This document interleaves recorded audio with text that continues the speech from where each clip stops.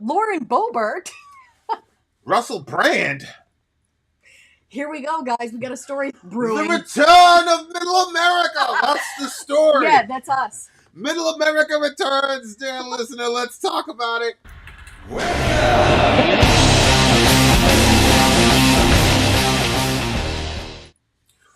Alrighty then, we are back. We are. We are back. We're not chippy. Hopefully we have great sound, great picture, and great quality content. Beto, shout out to Beto. Beto, do me a favor and let me know if you guys can hear an echo. You shouldn't hear an echo, but if you can hear an echo, please let me know.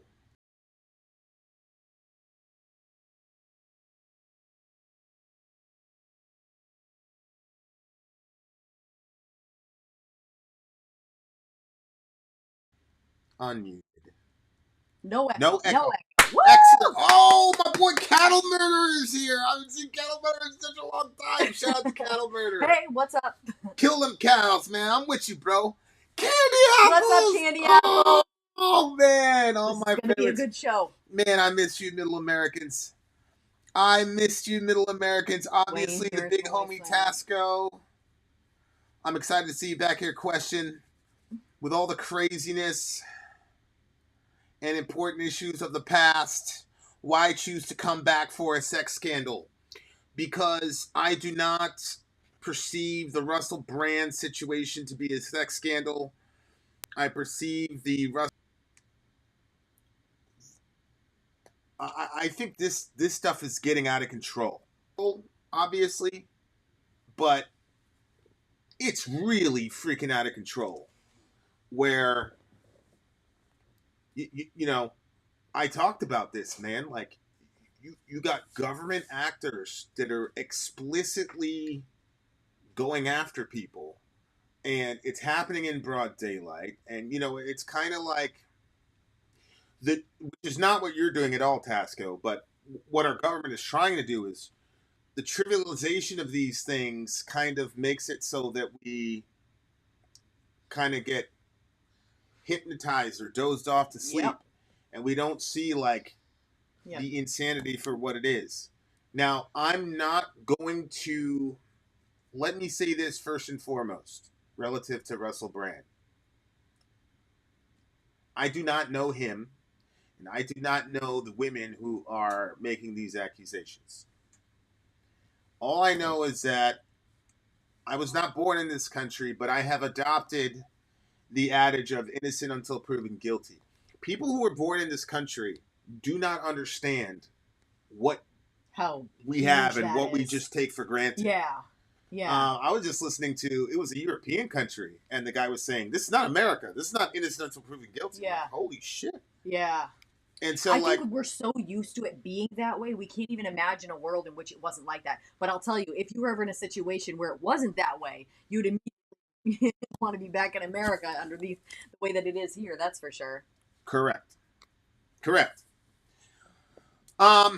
So to me, the Russell Brand thing is a really deep issue that has a lot of tentacles out into a lot of all the important issues that all of us care about for the most part. Now, first and foremost, I don't know Russell Brand personally, and I don't know the women who are making the accusation. What I know is, from a biblical perspective, people who sexually assault women deserve to die. Now, I'm not saying I support the death of anyone as a Christian. Well, I'm talking about what you deserve from a biblical perspective. If you violate a woman, you deserve to die. From an Old Testament perspective. From an Old Testament...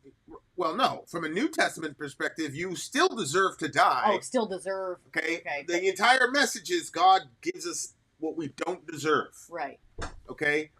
So the point is, sexual assault is literally analogized in Deuteronomy to murder. Mm-hmm. Where God 100%. says, this is like when a man finds another man in the field and strikes him and kills him, and the young woman cried out for help. No one was there to rescue her. Mm-hmm. There was no sin with her. And so it's analogized to murder. So if he did that, he gets what he gets. But this is America. And I think you can make a biblical case for innocent until proven guilty, because in capital offenses, offenses in which you would lose your life, it said, on the testimony of 2 or 3 witnesses, the matter shall be established. Mm-hmm. And so Right. there was this idea that unless you could provide definitive witnesses, remember, there's no DNA, there's no, CCTV, whatever. Mm-hmm. Unless you could provide specific witnesses, that guy got let go, which means there's a presumption of innocence. The Mm-hmm. person is presumed innocent until you provide overwhelming evidence, 2 or 3 witnesses, Yeah. that he did the crime deserving of death. So for me, Yeah, and it's that's 2 or my 3. perspective. That's my perspective on. No, it doesn't say 2 to 3 male No, it witnesses, doesn't. Mike. It doesn't. But when it says 2 or 3 witnesses, Go ahead. it would be one thing to find one witness to lie about someone. It's harder to find 2 people that would collaborate for that. And it's even more difficult to find 3 people to lie if you know that the person is going to get the death penalty for your lie. So it was, if it was true, it would be easier to prove that with the 2 or 3 witnesses. That's why the 2 or 3 witnesses thing is so great, is because then it also protects it protects both parties. If you're lying or if you're not, you know what I'm saying? Yeah, and look, that's just a fact. It does protect both parties, but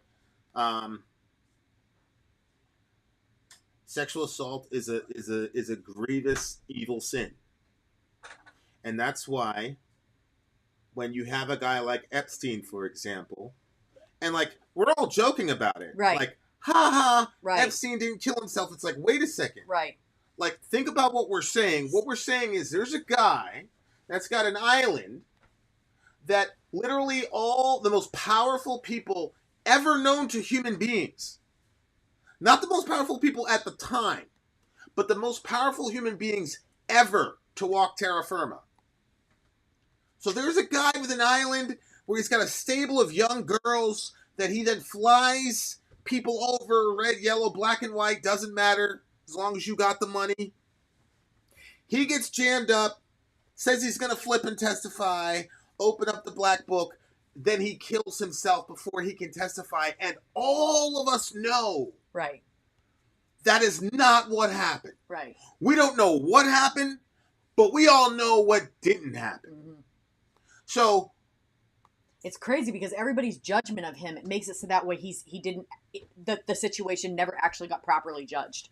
mm-hmm. So people are like, oh, he's guilty for what he was doing over there. So we know he didn't kill himself, but we're not going to go after that. Correct. No, we should go after that because there's an Correct. obvious cover-up that's going on. Correct. And obviously the sins are pretty grievous, and that's why this is happening. Correct.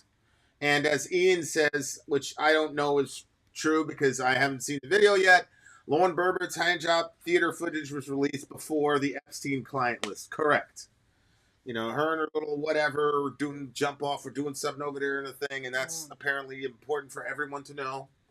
But we're going to contextualize her because we are going to talk about her because there are some leftists in the Middle America space that brought something up, and I felt like it was fair, so we got to give it to them. But like this Russell Brand situation, man, it's like we had a guy. So we all say Epstein didn't kill himself.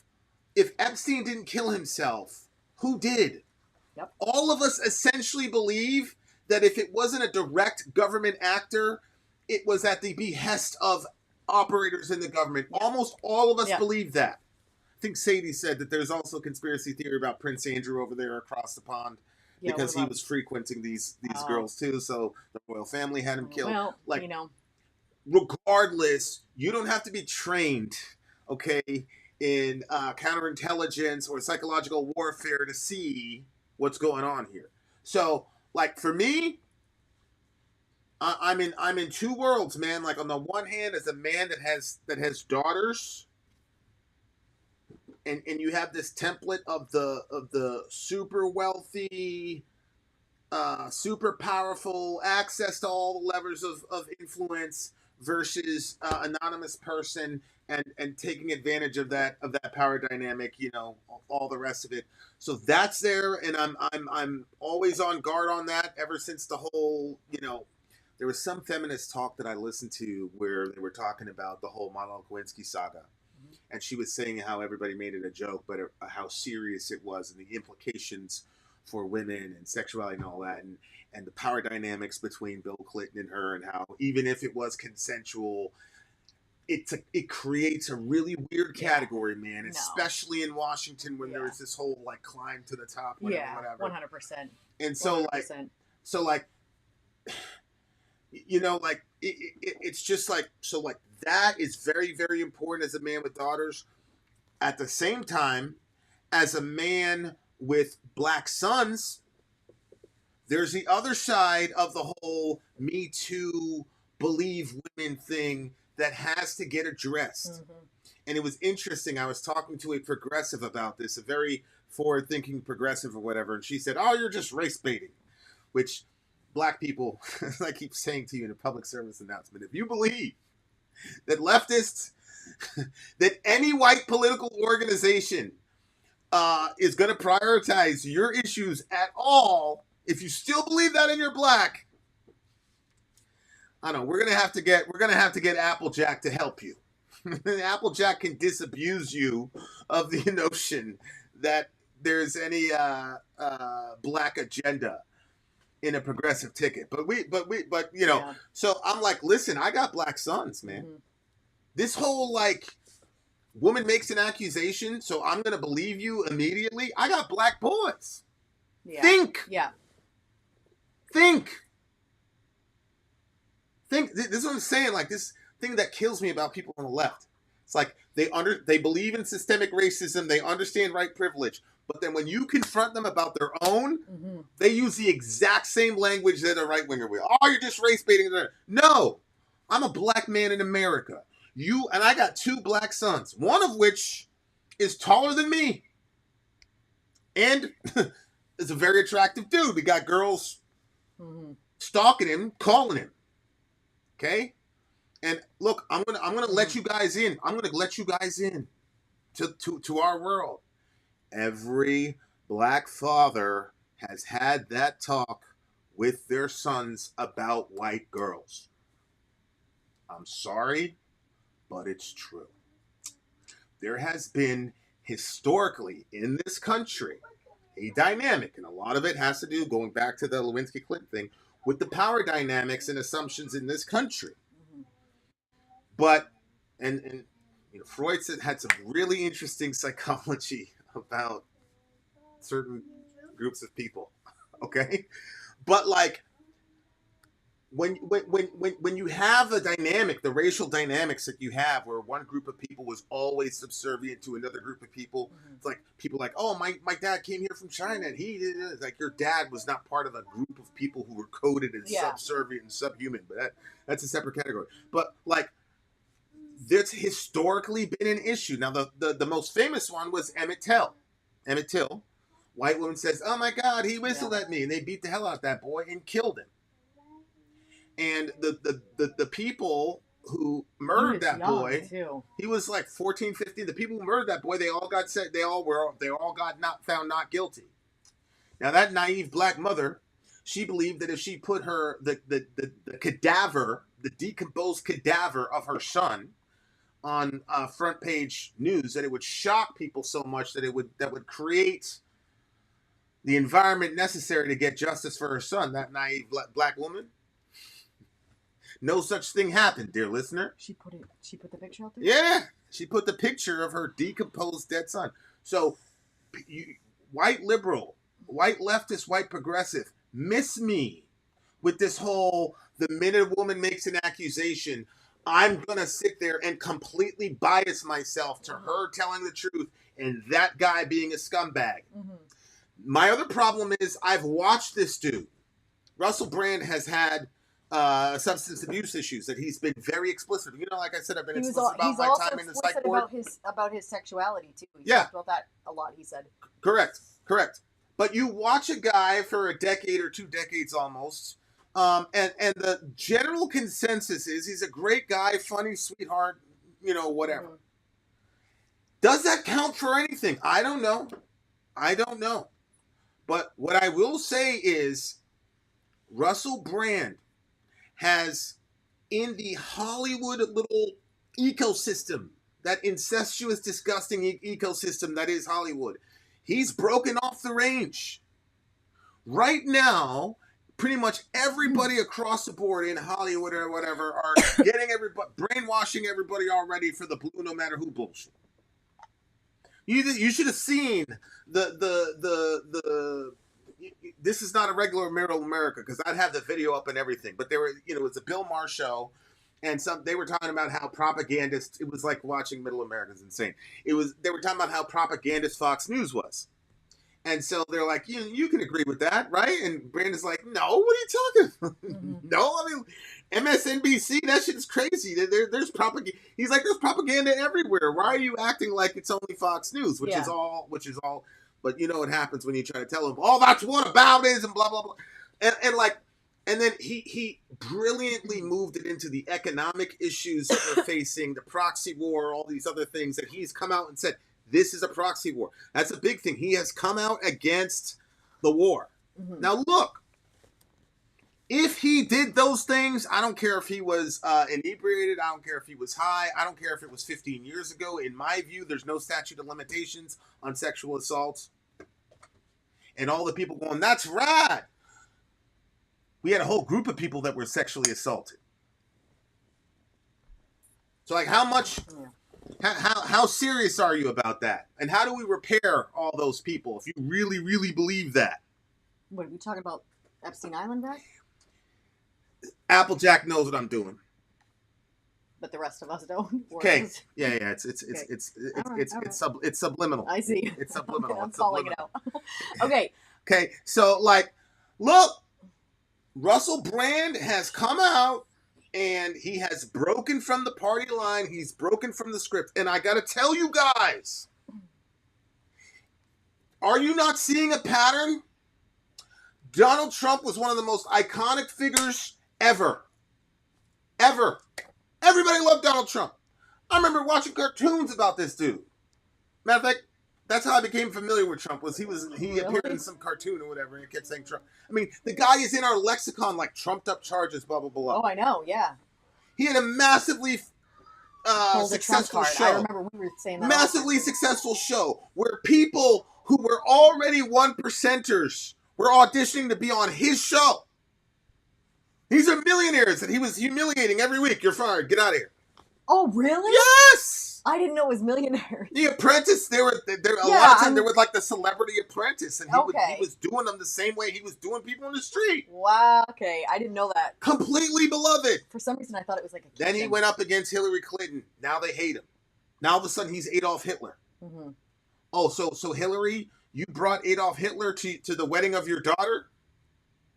Because I see you in there taking pictures with Trump. You see what I'm saying? Like, yo, this is crazy. How the media can just decide we don't like that guy, and by the way, you're not going to like him either. So now you hate Trump. Yeah. A year and a half ago, I had an article from the New York Times. Elon Musk is going to save the world. Subhanallah, Elon Musk is going to save the world. Now, what are you seeing about Elon Musk? I got people living in their astaghfirullah.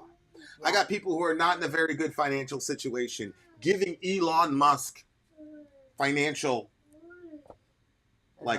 advice, saying he doesn't know how to run a planet. Like, what the fuck is happening? But here's my point. Again, Elon Musk was going to save the world. We hate him now. Mm-hmm. We hate him. Now we're supposed to hate Elon. Oh shit, we're supposed to hate Elon. So now the next man up that we're supposed to love and then hate is Russell Brand. Now I'm supposed to hate this boy. I don't know, man. Mm-hmm.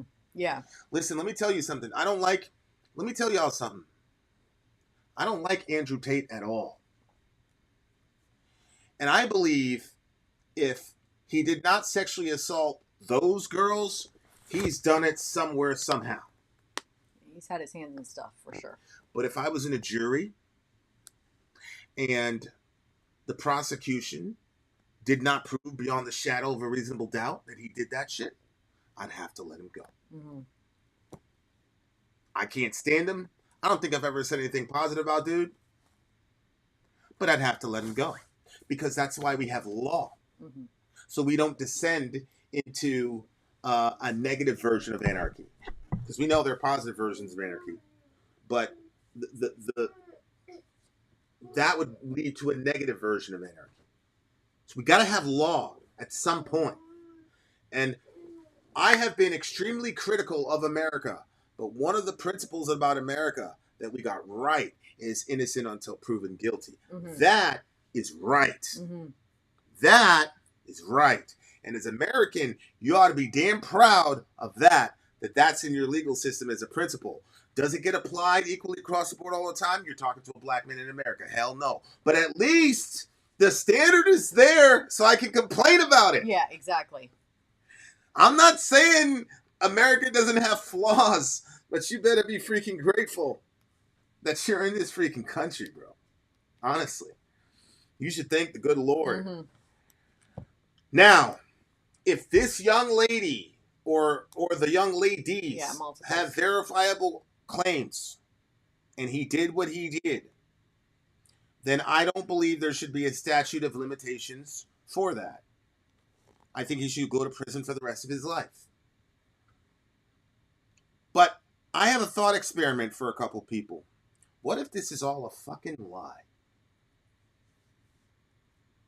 What if Russell Brand is too big of a brand and too big of a name, and that he's coming into cross purposes with people that have not your best interests at heart?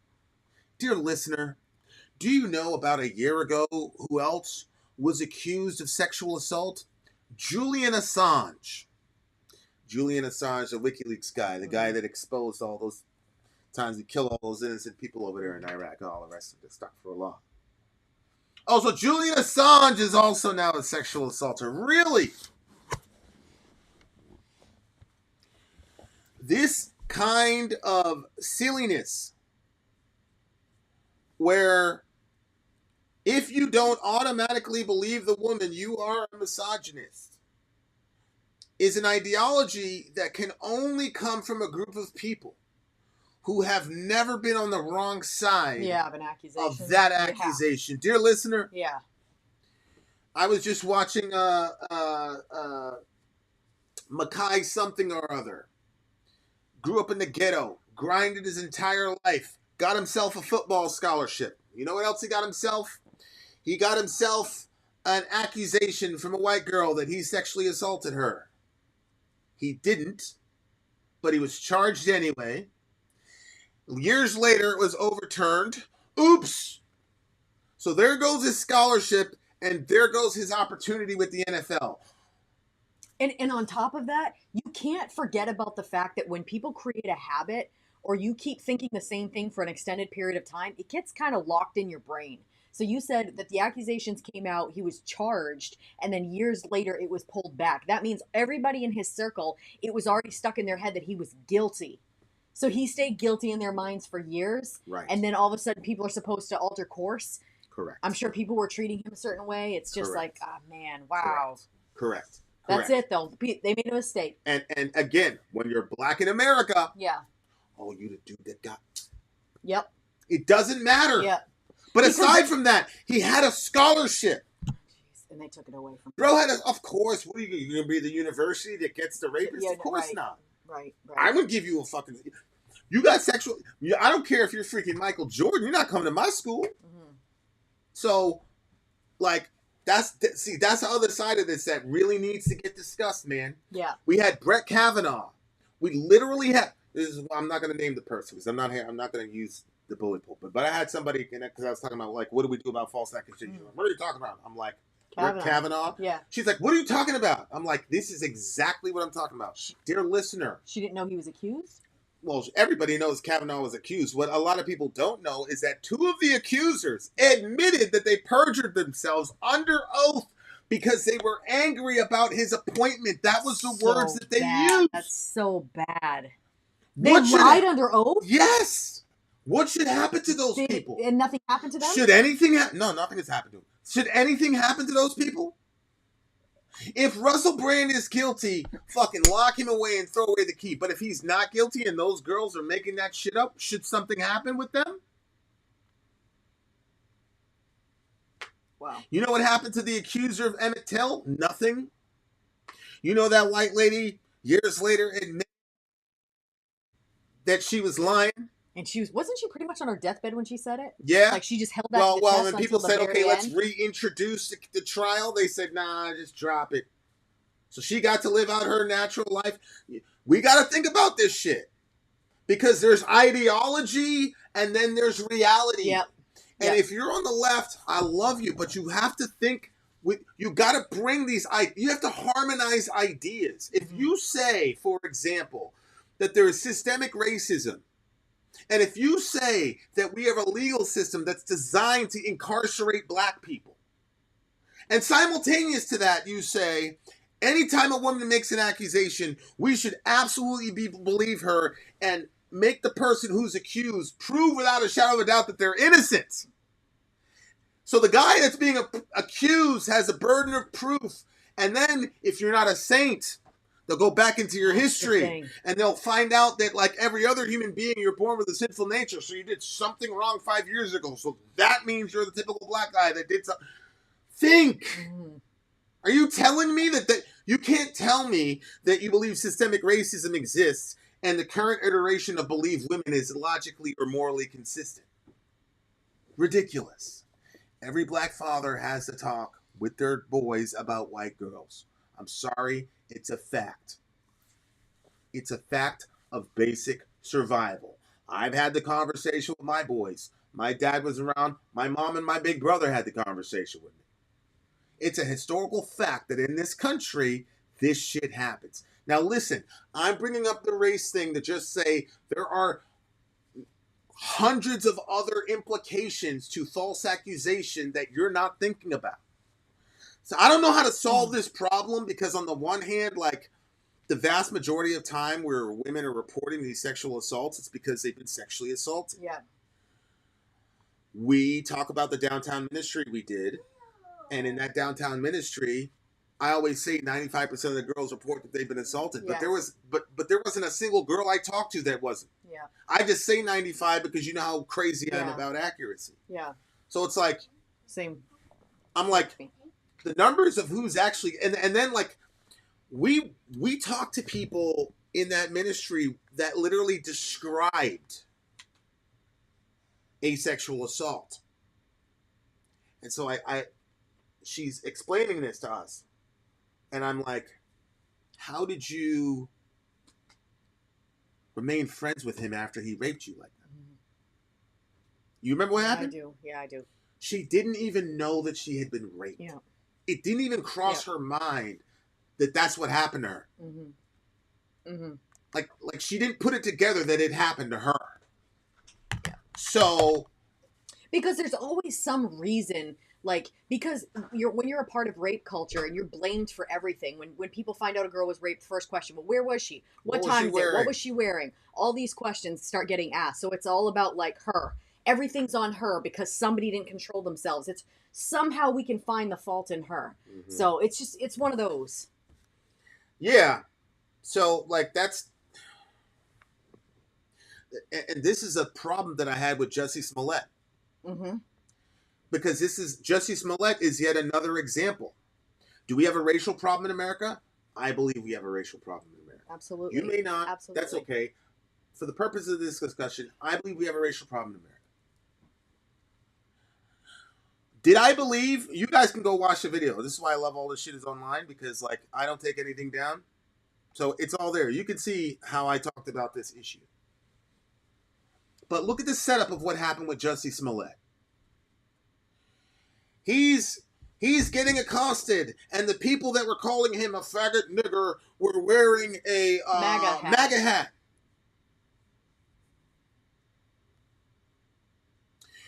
And so I found out about Jussie Smollett from Talcum X, also known as Sean King, whatever his name is, Sean King. He's like, the dude's like literally white. I'm pretty sure he's white, okay. But he says he's black. And he says he's an activist and all that. Okay. Just real light skin. I think it's just real man light. You want to take him to a hood test? You drop him off in the Bronx and say, "What's good, my nigga?" hey, Sean King. Next time I want to come to the hood I'm gonna take you to Edenwald Projects, my guy. Yeah. And I'm gonna drop you off in the middle of Edenwald, and the first guy you see with a red flag on, you say, "Hey, what's good, my nigga?" Oh no. Then we'll see if you're really black. Yeah. Yeah. But anyway, we're at 20%. I got it right here. Keep going. But y'all remember Jussie Smollett? Or is what's his name? Dave Chappelle? Said Juicy Smollett. Juicy Smollett. Y'all know he's a French, he's a Canadian actor. He said y'all know about he said that people started coming after the black community, coming after black men for not supporting Juicy Smollett. That's right. That's why my man said, but we were supporting him with our silence. Because we knew that this nigga was clearly lying. Fuck out of here. Right. But here's my point. It's funny, but there are millions of Americans walking around with MAGA hats, dear listener. Mm-hmm. So you got this guy who's on a show, who's got all this access, powerful person, blah, blah, blah. He makes this accusation against now an avatar of some random white person with no real features, but a MAGA hat. Catch it. Think. It's a form of psychological warfare. He's some gay dude from Hollywood. Ha ha ha. Think. It's a nameless, faceless avatar, and the only way you can identify him is that he's white and he's got a MAGA hat. But people think. People have been doing this for a while. I don't know if, when you watch the true crime, whenever like these like crazy things happen, and it involves like their kids, like maybe they gave their kid poison, the kid didn't make it or whatever. They'll always blame it on like some. They'll say, well, she had a nanny, and the nanny was from Mexico, and you know, like they put a nameless face that they like. I'm saying that book that's been done before when they want to get out of something and accuse somebody. No, the MAGA hat is something. Well. Going after a group of people. Yes and no. Okay. Here's where I agree with you. Like that definitely happens still in this country on a racial level. Yeah.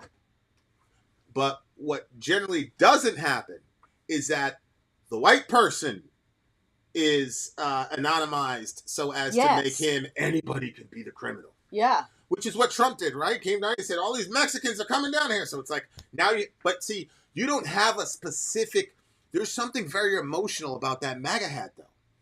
That's what I'm saying. Like, you had a visceral point of contact that was somatic, like you could put your hands on it. Mm-hmm. That's what I'm saying. Like, it would be different. It was like the rap where he said he was fighting the devil in Shaitan. He had a bad tooth praying in Satan. Like, oh, we know you. We're talking about you. Yeah. We're talking about a very specific person.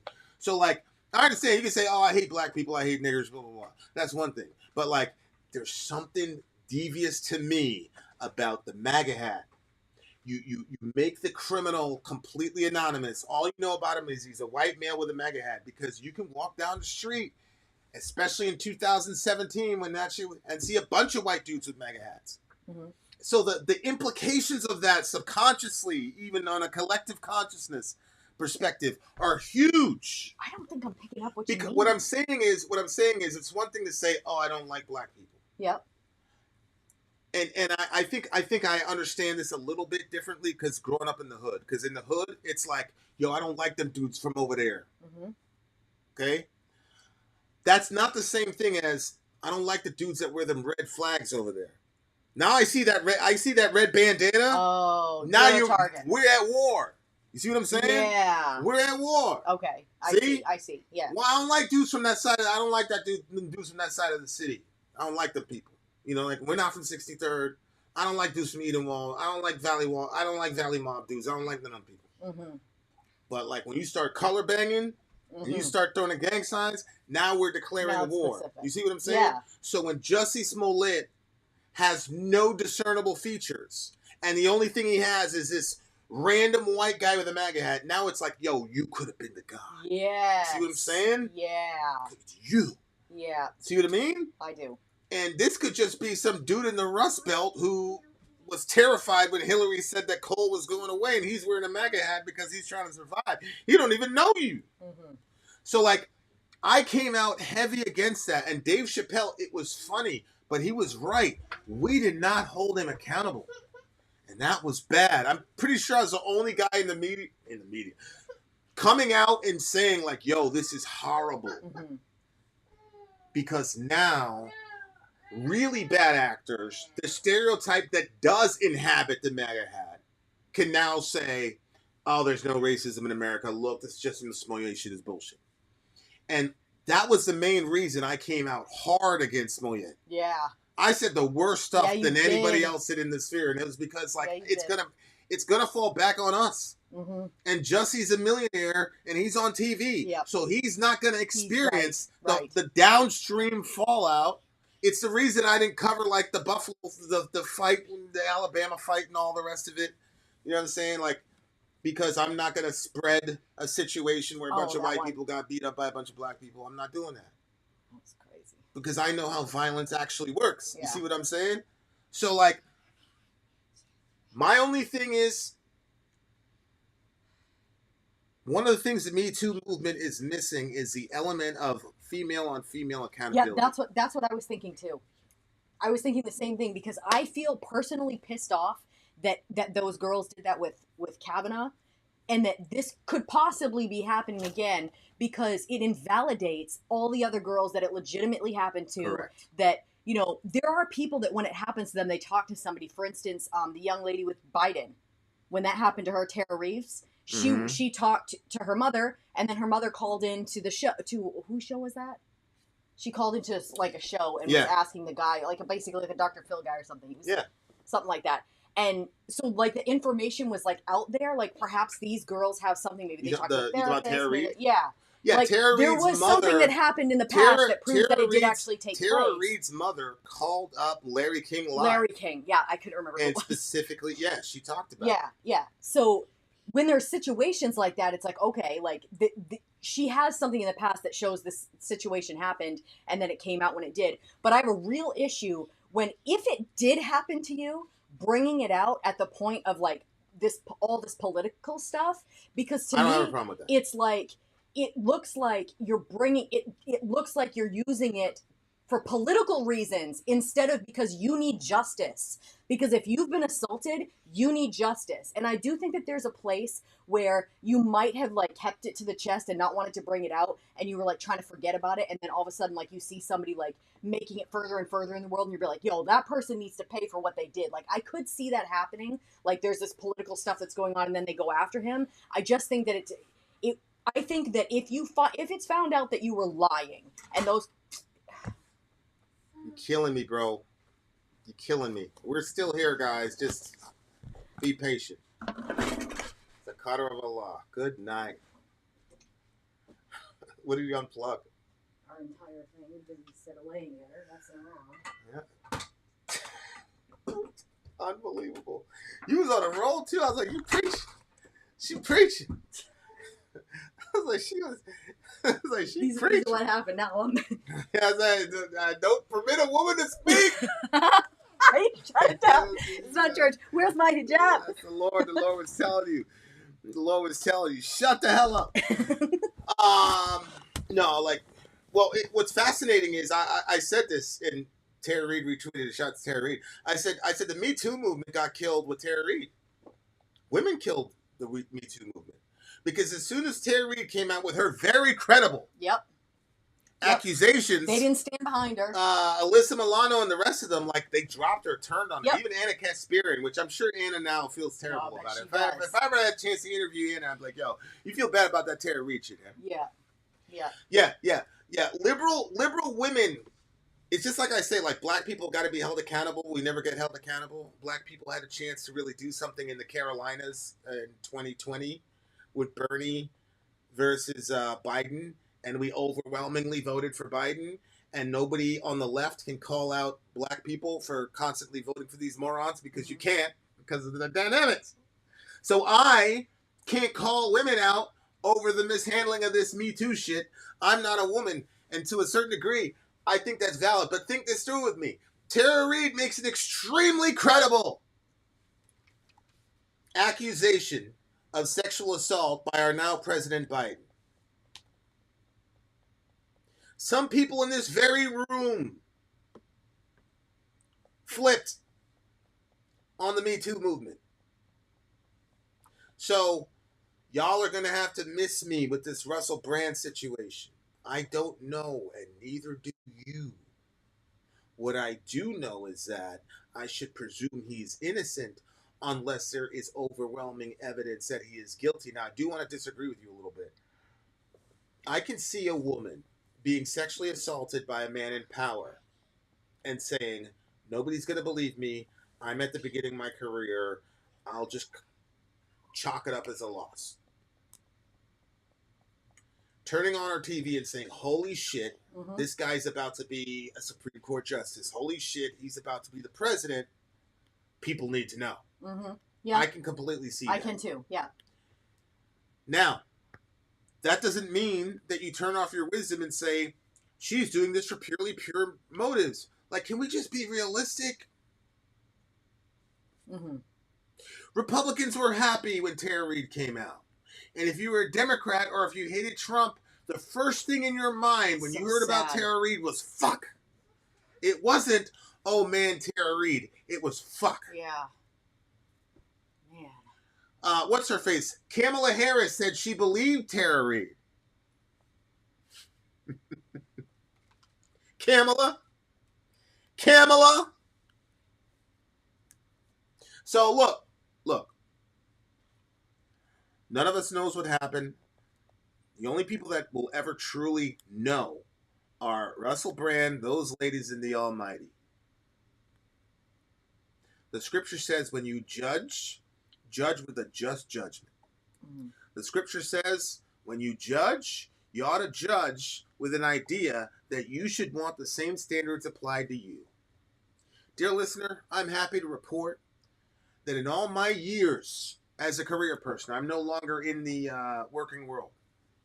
But I'm actually extremely proud of the fact that I interact with hundreds, maybe thousands of women, young women, some of whom are very attractive. And I'm very happy to report that I've never, ever had a sexual assault, even complaint. Yeah. But I'll tell you something. I had certain rules. I had certain safeguards because I was a black dude in Maine. Okay? And here's this 21-year-old blonde thing coming into my office. I'm going to find ways to protect myself, dear listener. My first concern, honestly, was my marriage. I wasn't with Shorty at the time. But I'm just putting this out to y'all. One of the ways to avoid a faulty sexual assault charge is to not be the kind of person that people could even believe that would be the case. You go to work with me, I'm going to work your ass off. You're going to work to the bone. You're going to work harder than anybody in the thing. And you know that if you're coming to work for me. You also know that if you get locked up in jail and you need to get bailed out, I'm the first person you're going to call. But people know I love them. And if you're a guy and you got a problem, I'm going to take care of you. And if you're a girl and you got a problem, I'm going to take care of you. Everybody knows that. Yep. But you know what? All I did was talk about Jesus and my wife and kids. So it was like, you could have made an accusation against me, but everybody would have been like, that guy, I don't know. So I'm just telling you what I tell my sons. Comport yourself in such a way where if somebody was to say that crazy shit, people would be like, nah. And you better not be the type of person that actually does that and takes advantage of their position, takes advantage of vulnerable people. All right. So that is my. I do think that my take on Russell. Go ahead. Okay, what year was this? This was happening from like till 2006, right? I don't. Well, the Russell Brand situation. Yeah, like where he was supposedly being accused, like when all that, he said it was like a pretty crazy time in his life. Like he was, he's like, I was very promiscuous at that point. Like I was, but he said everything was, 100% consensual. Yeah. Is basically what he was saying. And so, okay, obviously, like if somebody sexually assaults somebody, I have a massive, obviously, problem with that, and I definitely think that you should be prosecuted to the Give fullest me a second. extent. I'm not talking about just charges. I'm talking about even a complaint. I've never even had a Yeah, complaint. nothing. No, All right, go people ahead. always they always say the opposite, how safe they feel around him, and obviously that was proven when the girls started feeling uncomfortable about sexual advances from other people that was making them feel comfortable. You were their go-to every time. So you're not going to go to somebody who already makes you feel like they might already take advantage of you to go for help. You're going to go to somebody that's going to protect you, and you obviously were that person a lot of times for people. um Vin, thoughts on Jimmy Dore going at Cornell West for talking too much about race? I'm going to have to do this blind eye because I haven't seen the clip. What I can say is that I said this 5 to 10 minutes ago about the left, that there's no black priority on the left. There's an LGBT priority. The left will get behind some really unpopular. I'm telling you, trans people in sports is not very popular. The left will get behind that though, but there's no major left wing leader Reza? that's getting behind reparations or anything like that. So as I've said, and Applejack says this, there's I've talked to Sabby Sabs about this. There's no black agenda in the progressive movement. The progressive movement is essentially the basically rebellious teenage son of the neoliberal movement. It's the same thing, only with college and Medicare for all. But like the root causes of the systemic issues, it's the same thing. The fact of the matter is, as I said earlier, Rig, you might have missed it, that white liberals, neoliberals, and progressives, in my experience, are no different than white conservatives, deep southerners, whatever you want to call them. So I'm not surprised if Jimmy says you're focusing too much on race. I'm not. I'm not surprised because that is the attitude. That is the attitude. And look, the proof is in the pudding. Rig, Obama, anybody, everybody can say what they want to say. It was Donald Trump that signed the First Step Act, though. Yep. I was just listening to an interview with a Chicago rapper. Actually, no, a New York rapper. He got caught up in the Tekashi 6ix9ine shit. And he got out early because of Mr. Trump's First Step Act. Now he's off doing some good shit, taking care of his daughter, doing good in the world. That's good. So praise God for Donald Trump for changing that brother's life and the life of his daughter, by the way. Mm-hmm. So yeah, I mean, now, so on the one hand, on the meta level, that's what I would say. On the other hand, the most cynical version of myself would say, well, Vincente, Jimmy understands the country that he's in, and he understands that if you we call it fronting your move, meaning let people know what you're putting all your cards out on the table before it's time to play, basically. If you front your move on this race stuff, these white folks are never going to get you in, bro. So if Jimmy Dore is coming at it from that perspective, then he's right. Obviously, I mean, there's a reason that Barack Obama selected, of all the Homo sapiens he could have selected as vice president, he chose the guy that said Barack Obama is the first clean, articulate black politician we've had. And that was Joe Biden, by the way. Joe Biden said that to Obama's face as a compliment. Bill Clinton said, man, back in the day, that boy would have been carrying my bags in my hotel. That's what he said about Obama. And he made Hillary a Secretary of State. Why do you think that is? Why do you think that is? Dude, that's so friggin' frustrating. You think he did? You think he did that like with his whole soul? Think, guys. That's all I'm saying. You just gotta think about it. So like, if Jimmy is like playing like 5D chess and saying, bruh, it doesn't matter what these white people are telling you at these left-wing rallies, bro. They're not really about y'all like that. Nobody cares about your struggle. So don't make it a front and center issue, because if you do, you're not going anywhere. And the fact of the matter is, he's right. Did you see Barack Obama's strategy? Was he out there appealing to black people? He wouldn't even go to the BT summit. He wouldn't even go to the Black Caucus summit. He wouldn't even go. Shout out to Obama because he knew he had him in the pocket. You see what I'm saying? So I'm not mad at Jimmy about that. I'm not surprised.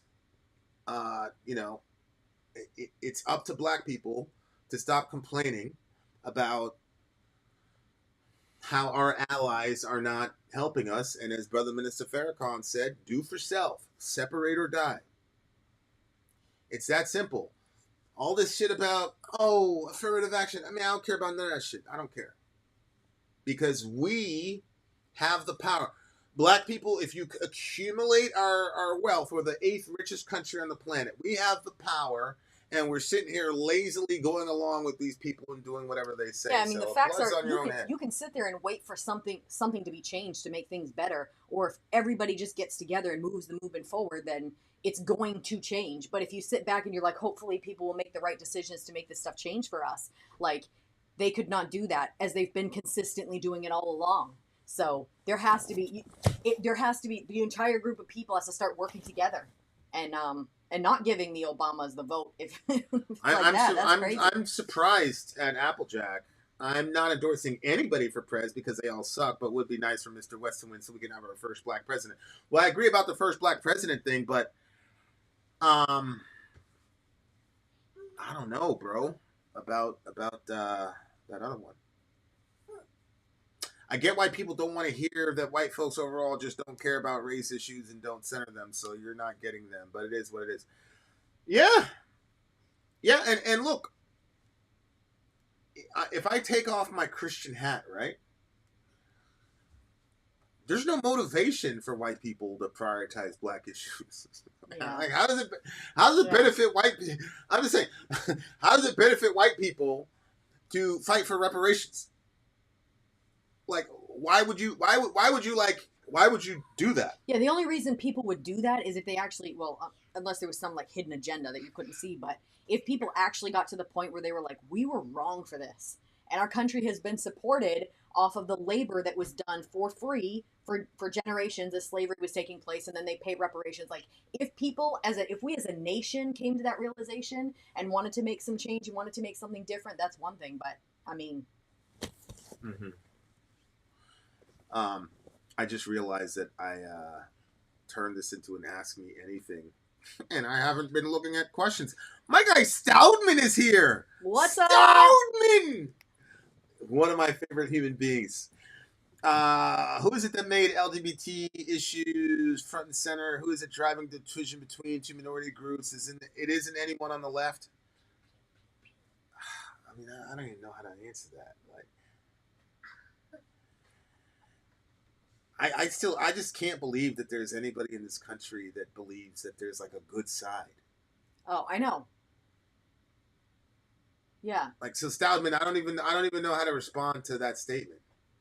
Because, like, the naivete in that statement, like, I just feel like you haven't seen me in a long time and you're just trolling me. That's honestly, like, that's what it looks like to me.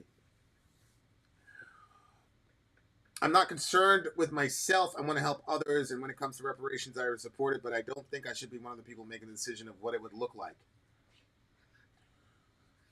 Yeah, I understand that, Stout, but you have to concede you're the exception and not the rule, and it is not a priority for progressives. Mm-hmm. I do think the number one priority should be Medicare for all. Yeah. But I don't know, Stoudman. I don't know if you...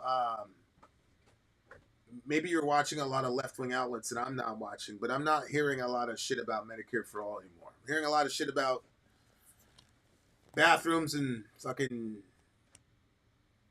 seriously other things, and I'm hearing about putting Trump in prison because apparently that's going to be good for democracy from the left. But I'm not hearing a lot about Medicare for all anymore. Isn't that strange?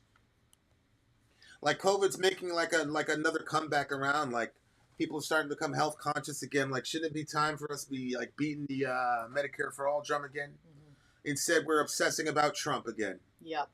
And sending hundreds of billions of dollars to kill Ukrainians. So mad. It is so. It's just complete and utter madness.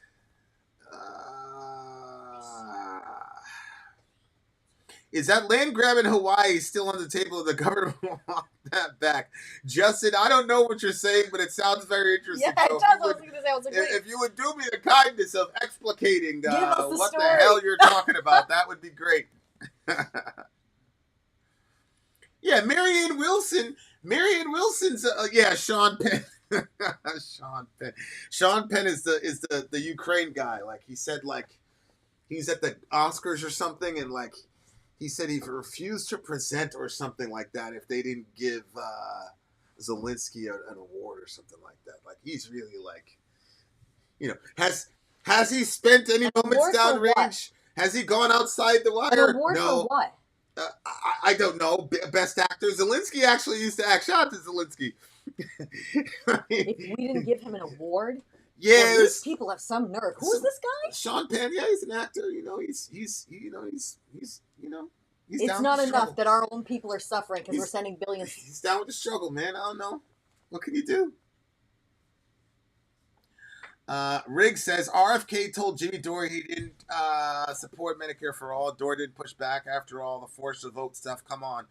I don't think Jimmy is serious about RFK. Do you think Jimmy's serious about RFK, like as a candidate? I thought he was a West guy. Jason, think about it. If we put billions of dollars to kill people by sending it overseas, if we took that billions of dollars and we made more hospitals and employed more doctors and more nurses, then we wouldn't be running into that problem. We would run into that problem if we make no changes. But you know what's really sick about that is your concern is the length of time that people would have to wait instead of saying, holy shit, there's so many people that need help that if we gave free care, the hospitals would be overrun. That means there's that many people sitting at home sick. And that wasn't your concern. Your concern was, well, we're going to have to wait if you let all those other people, if you give all that care to the other people. That's pretty crazy. We have spent $8 trillion on the GWAT, my friend. The global war on terror. How has the global war on terror improved your life? I could take half of that $8 trillion and come up with a lot of ways that I could improve your life like tomorrow, bro. Just a thought. Just a thought. The global war on terror did not improve my life and the life of people that I've lost right in it. Right.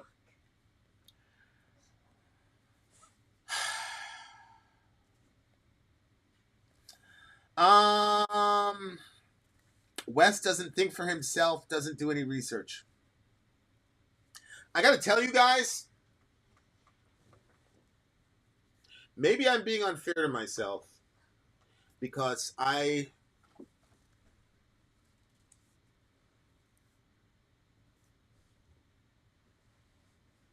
got a lot of stuff going on. Got a lot of irons in the fire.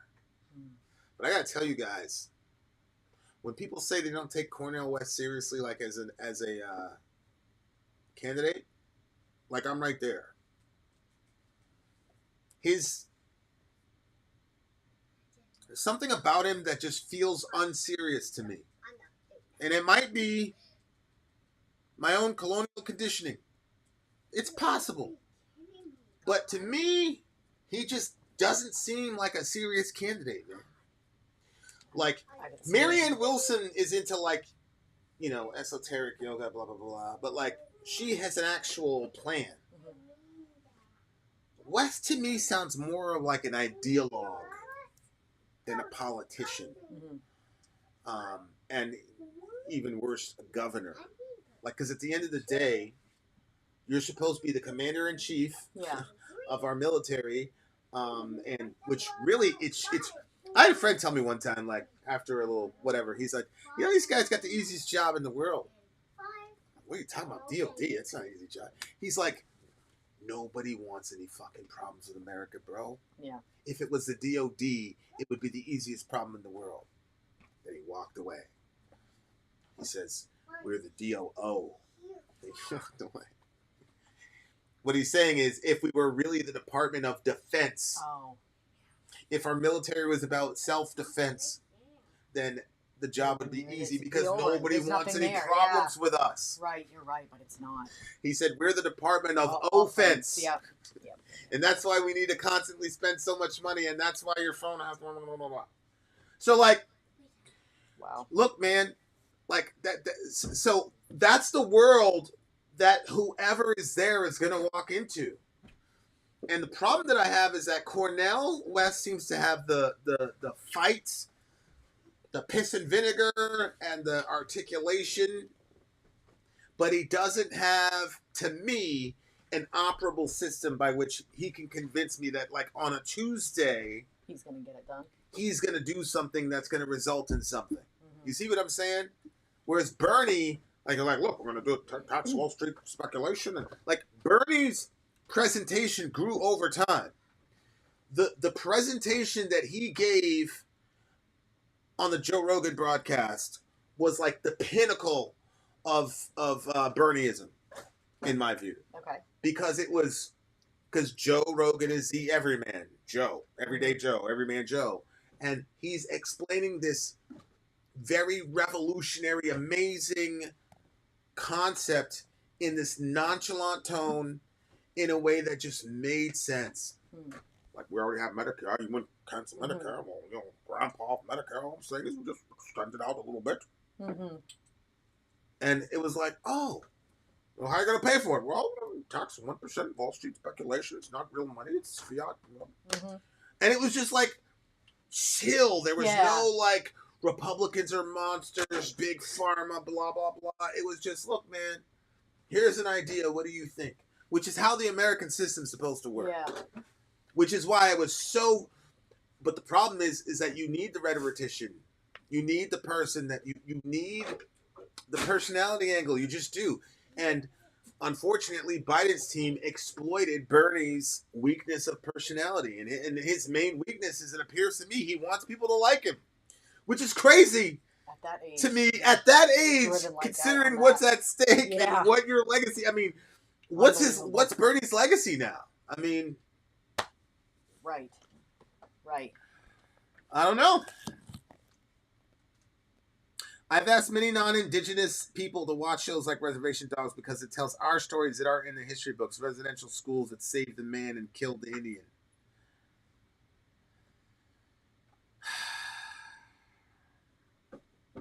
West's fallback position is always racism. I don't see how this can unite people. Yeah, you just have to know as a black person in America, man, that people will pat you on your head or whatever. Like, man, nobody cares, bro. Like, I hate to say it that way, but nobody cares. They just don't. And look, you don't care about the kid over in Africa or whatever doing the blood diamond thing. You know that your country's propped up on slave labor. What have you really done to address your beneficial lifestyle from the slavery of America? So why are white people the worst people in the world because they don't want reparations? They're just as selfish as you, bro. That's what I'm saying. Like, we're all fucked is what I'm saying. And like, the job of the politician is to basically say, look, I can unfuck the situation a little bit. Okay. Like that's the job. Unfuck 2024. Yeah, that's it. That's the job. That's the job. One of Doer's major criticisms of West was that he is campaigning for the Democrats by focusing on calling out Trump as neo-fascists, but he's soft on Democrats of calling out their own fascistic aspects. 100% true. 100% true. Yeah. West, to me, like, I hate saying it, he just feels like an amateur to me. Like, I just wouldn't vote for him. I wouldn't vote for him. Well, I'd send my kids to like a lecture, but I don't have any confidence that dude like knows how to get into the nuts and bolts of how to run a country. That's really difficult, bro. That's really difficult to do. I was listening to, I forgot who it was, on Lex Friedman. He was talking about one of the things that separated us from Neanderthals was that the Neanderthals weren't able to organize past like 30 people.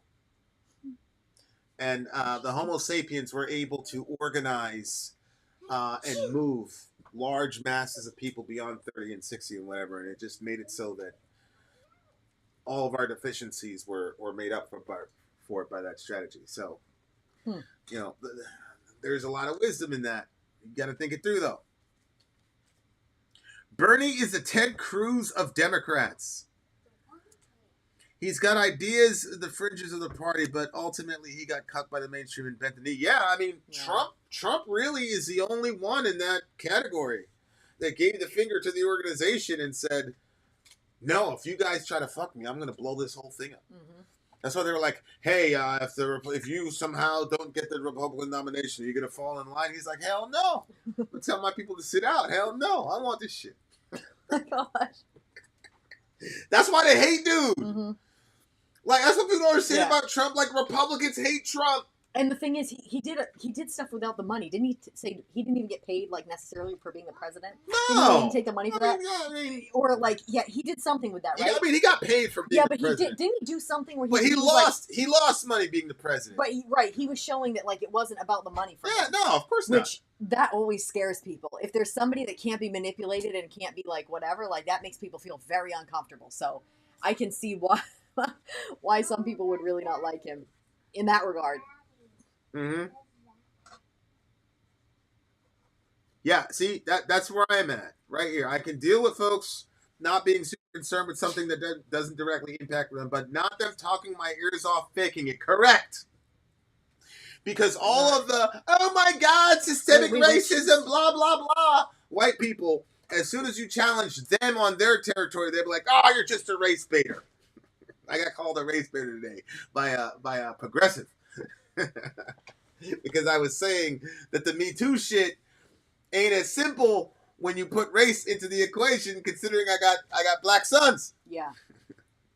What do you mean? What is she faking it? Faking it. Well, I care so much about it, but like I'm not gonna. I wouldn't vote for reparations and. Oh, yeah, yeah.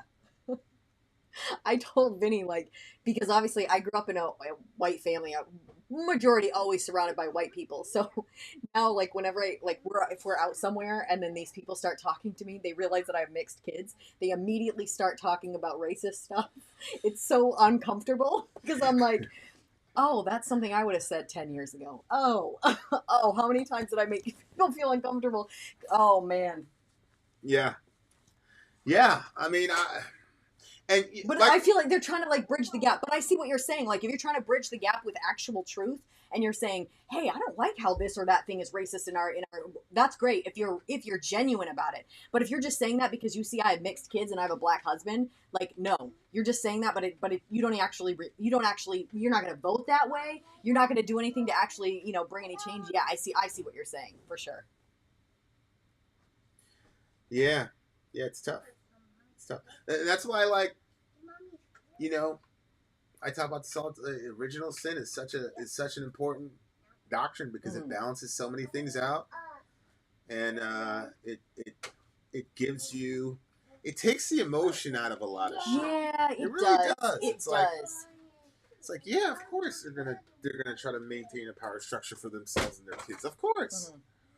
And there are some, and really, like, who wants to, like, work if you don't have to work? Like, honestly, it's really horrible what's been done. I don't condone it at all, and I'm not trying to make a joke out of it. But, like, if you're talking about human nature, like, people like to not have to be. There are some people that like to do heavy and hard labor, but that's not the majority. And when you're talking, I don't know. So you can see human nature, why people would do that, but we can't. Carry on. Yeah. But it has to be addressed. Yeah. What are my thoughts on the public education discourse? In what regard? Well, Stoudman gives us a little bit more context. It blows my mind that 10 years ago it would not have been acceptable for a conservative to say get rid of all public education. But now literally every Republican candidate says it on stage. Well, that's kind of funny to me, Stout, because I used to say that in public all the time. Mm-hmm. But I will agree with you. We were part of a very, very small subculture, and we were all the way back in Maine, which is itself a very, very small subculture. So I'll I'll agree to a degree. Well, let me think about that because Stout's. I mean, yeah, the education thing is such a. Well, I think he's saying it went really fast because 10 years ago you couldn't even say something like that. Would be like that would have been insane for people to say let's get rid of public education. Like when I was in school, people didn't even know what homeschooling was. Right. Like you had to homeschool. People Right. would say it slow, like it was like a foreign language to them, Right. and nobody knew what it was. And then they'd say, "Isn't that illegal?" So I mean, yeah, I'm close In to Germany, 40. it is. I'm close to 40, but that I mean, like that's pretty crazy. Like he's saying, it went from 10 years ago. You couldn't even that wouldn't have been. But I think COVID is what really that might have been a game changer too, because a lot of us saw what happened when the kids left the public education, and then kids were getting homeschooled at home, like seeing the different stuff. I don't know. I feel like it maybe opened the door for people to kind of consider something other than public education and where it's actually going. Like, what are they actually trying to do over there? This is where like I don't understand the dialogue because like Stoudman is like this response is so confusing to me. I mean, people need an education. Why would you want any kids to go without an education? Stoudman, do you honestly believe that Vivek is saying when he says let's get rid of the Board of Education? Do you honestly believe that he's saying let's no longer educate children in America? That'd be crazy. No. Like I just want to know. Like, do you honestly think that that's what they're saying?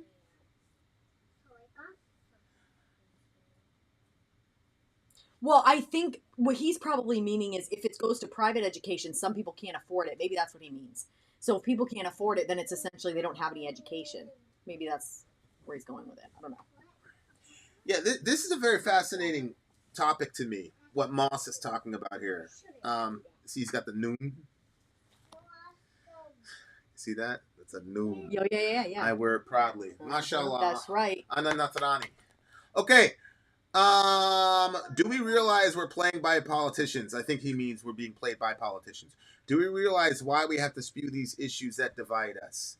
We are fighting the inner of us to be as politicians. Yeah, it's really interesting to me when people say, "Oh, they're just saying that to divide us." Mm-hmm. I'm like, So that means that you've got the point of unity. Yeah. Like you've got the definition of what we need to be united on. Well, fill us in. Like, and there's no like stopping to I'm not talking about you. I'm just saying the concept itself. There's no like stopping to think like maybe you're the divisive one. Mm-hmm. Like maybe the guy bringing up racism isn't divisive. Maybe the racists are divisive. And maybe it's the racists who are telling the people to be quiet about race who are actually the ones being divisive. Because you cannot have unity without justice. But there's a lot of people that want to have unity without justice because they're criminals. See? So I understand the concept of unity, but I'm a Christian. And very early in the history of human beings, God completely destroyed our unity because we were united around a lie. Yep. So when we were united around the lie, God completely destroyed the unity. There are times when division is actually a very, very good thing. Mm-hmm. Like, for example, one division would be a division between civilian and combatant. That's a division, right? And that's why you have discriminatory fire, right? So divisions at times are good things.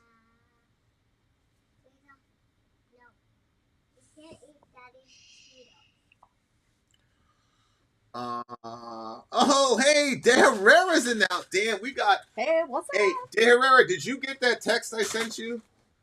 Because wait, you started planning that and he doesn't even know? I told him I was going to do it. I told him, I said, in 365 days, me and him are going to go to a Corn and Mudvayne show. Yeah. I said, I'm going to make that shit happen, my G. So, anyway, Steve, text me, because I don't think I sent, I'm going to send you a couple screenshots of a conversation I had. You'd be interested in. For the record, I'm not against homeschooling. I know great people who homeschool their kids, and the public education system literally failed me, but I still think we need it. Well, if it failed you, why would we need it? Like, that's the stuff I don't understand. It's like, hey, we're 30,000 feet in the air, and we're about to do a hey-ho. We're about to jump out of this plane with a parachute. Parachute doesn't work, but you should still... I'm not jumping out of the plane if you tell me the parachute failed you. Yeah. If you tell me the parachute Right. failed you, I mean, it failed me, but We're you know, gonna I'll find see you. another method. I'll see you at the bottom, my nigga. I'm not going Yeah. down there with you, bro. You want to talk to the pilot? I'm going to talk to the pilot. I'm not calling tonight. No. I'm not calling tonight. You told me the parachute was faulty and Wait, it failed hold up. you. Wait, it's Why failed would you? I want to perpetuate a failing system, my youth? Right, it failed a lot of people I know, actually. Okay, this is actually a solid argument. 1 in 5 American adults are illiterate. A lot of folks would have no education if we left it to parents. Wait a second. Wait. I got to argue with you, my sister. What could it be, though? 1 in 5 American adults who were educated in the public school system are illiterate. I love you, my sister, but I feel like you just made my argument for me. My other brother said, hey, 1 in 5 of them, they failed me. Stoudman said the school failed him. And now we've got objective evidence that the school fails. 1 in 5 adult Americans are illiterate. Well, they weren't homeschooled. There's no illiterate homeschoolers. It's the public school people that are producing illiterate kids who can't do math. I'm right. You know what I think is actually one of the biggest problems about the public school system? There's a lot of them that I have, but one of the biggest things is, and this is not just for the public school system, this is also for private schools as well. I guess I have a problem with the education system in that I think that you have teachers that love... Solve that problem. It's always very loud. Solve that problem. Go help them, honey. You always have teachers. You know, the teachers love their students, but they don't have enough money. They don't have enough resources. Blah blah blah. All these things to make it happen. And I think that the school systems, they're driving the kids. I mean, not forward. all teachers are like that. What? That they care about their students. Yeah. Right? Yeah. No, not all. I think that there are some that don't care, but I do think that there are some that care. And I think that you want a student to be able to learn in an environment that is conducive to learning. And there are so many variations in personality types that you can't create a system for personality types that are honest. You have all the personality types. So you're putting everybody's kids in the same classes and you're expecting them all to learn the same way. If you took your personality test, an IQ test, any of those things, they're going to find out what type of learning style you have. If you're trying to find out those things, you can find out some people do better reading. Some people do better by memorization. Some people do better by hearing something, seeing it, touching it. Like, everybody learns in different ways. And so your school system is trying to throw all the learning stuff in together enough to be able to get the kids to learn enough. But nobody's getting the joy of what it is to learn something. The excitement of curiosity that gets filled because it was something that you had. Now it's like education is getting crammed down these kids' throats. You have to answer all these questions. You have to answer it my way because the teacher doesn't want to think outside the box. And is this answer correct? Nope, it doesn't fit the book. It's wrong. And this can even happen in homeschooling. And I think that is such a massive thing. Like, I've seen the difference between what it looked like with me and my other friends growing up and how people hated school. You had the really smart kids that could learn. Like, I don't know if they were really smart or if it's just that their style of learning matched the style that the school was doing. So then they looked brilliant. Then you had to repeat information. Yeah. I mean, they were smart. They were, they looked brilliant, but then you had a bunch of other students that were equally brilliant, but you couldn't see it because the system wasn't set up to teach them in the way that they would understand and learn. And kids really need the encouragement. I think that teachers are burnt out and tired, so to like cheerlead the kids, they no, and I think that's really, really sad because if you have, like, you see kids before they learn to read, a lot of them want to learn to read. What's this letter? What's that? What's this? And there's all this curiosity and excitement. And I saw when I first started homeschooling all like your kids and mine, like I didn't do well with the She transition. wasn't doing that by herself, by the way. No, but whenever I was schooling them, I didn't do well with the transition. I was doing too much like the way the school systems were doing it. It was like, learn this. And people were losing their love of learning. And that was like horrible. Like, I reversed it. We do things differently now. We can see like the kids learning and being excited about it and wanting, digging into stuff. Obviously, it's more efficient to pivot as a homeschooler. You can't do that But you in a can't. class of 24 kids. And that's why I'm saying I have a problem with not just public school, but education as a whole, I think is being done wrong. And I think there's not enough different styles for, like, it would be crazy if they had, like, you took personality tests and then you went to the school based on your personality rather than where you lived. Like, this is where your house is. So you're all one of the ultimate issue though is that no teacher is going to love your child the way you love them. Oh, yeah. And this is not true of at the teenage level, but certainly in the earlier years, no teacher's going to know your child the way you know them. Like, I know, I see the lesson plan, whatnot. I know immediately I have to engage Zoe in a way that's completely different from the way that I engage Dorian, in a way completely. There are different ages, different personalities, different understandings of. I mean, hell, it gets down to introversion versus extroversion. Mm-hmm. You know, some of the kids thrive when they're in a community kind of aspect, and all you got to do is make sure nobody's copying off anybody or whatever. But if they're talking to each other, fellowshipping, which would not be allowed in class because it's disrupted, but they're still learning, cool. Yeah. Other ones can't deal with the noise, get overstimulated, blah, blah, blah. Yep. Give them a little nook, check on them every 5-10 minutes. You cannot do things like that in a public school. And I did not read a book. Or a private one. I didn't read a book. I didn't go through a course. Like, I didn't learn about, like, matching the personality styles thing being a myth. Kai, I'm just going to have to disagree with you there, buddy. But that's okay. But, like, you don't have to be you guys have seen me for years. I'm not a genius by any stretch of the imagination. Like, you just have to have the will to do it. But for me, sis, if you're telling me 20% of people educated in the public education system can't read, that to me, I'm going to have to try to validate that. But if that's true, sis, that to me is going to be my new number one argument for homeschooling. Look, if you're telling me, if I have a bank, if I've got a stockbroker, Orion, and every year I'm operating at a 20% delta, and I say, what the fuck? Every year it's 20% with you. And he goes, hey, you know what I'm gonna do? I'm gonna find another broker. Yep. Like, what the hell? So, like, I got a system that's perpetuating 20% illiteracy in a country where I'm competing against the Chinese for the next 35 to 45 years. My kids are going to be competing with the Chinese, and 20% of them won't be able to read. 20%. 20% of people are going to be illiterate the rest of their lives. You might as well teach unless they can find. You might as well teach them Mandarin. That's crazy. Every home is not a safe enough place to lock kids in. That's true. But schools are. Schools are safe to lock kids into. Oh my God! I'm so sorry to hear that. I'm sorry. Oh, that's sad.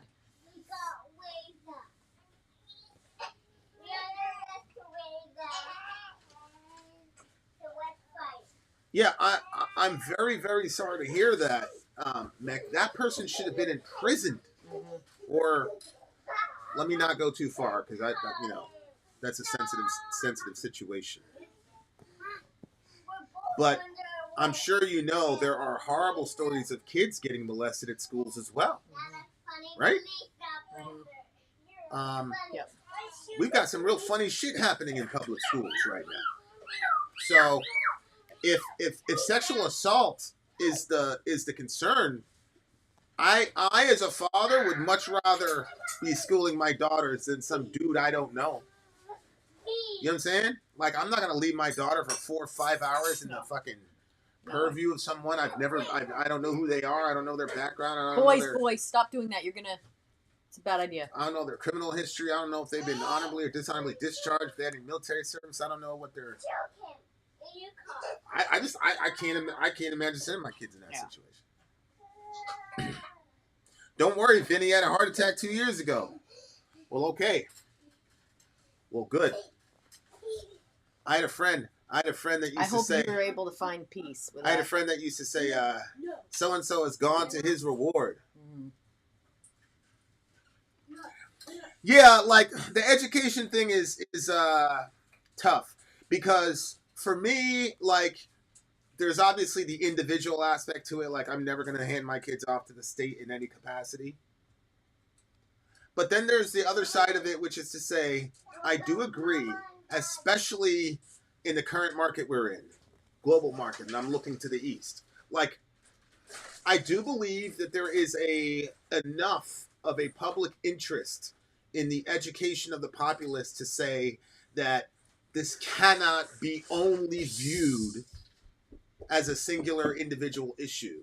This has to be addressed in the context of balancing out both individual family units' rights versus what's good for the majority of the country for the longest time possible. And obviously, an educated populace,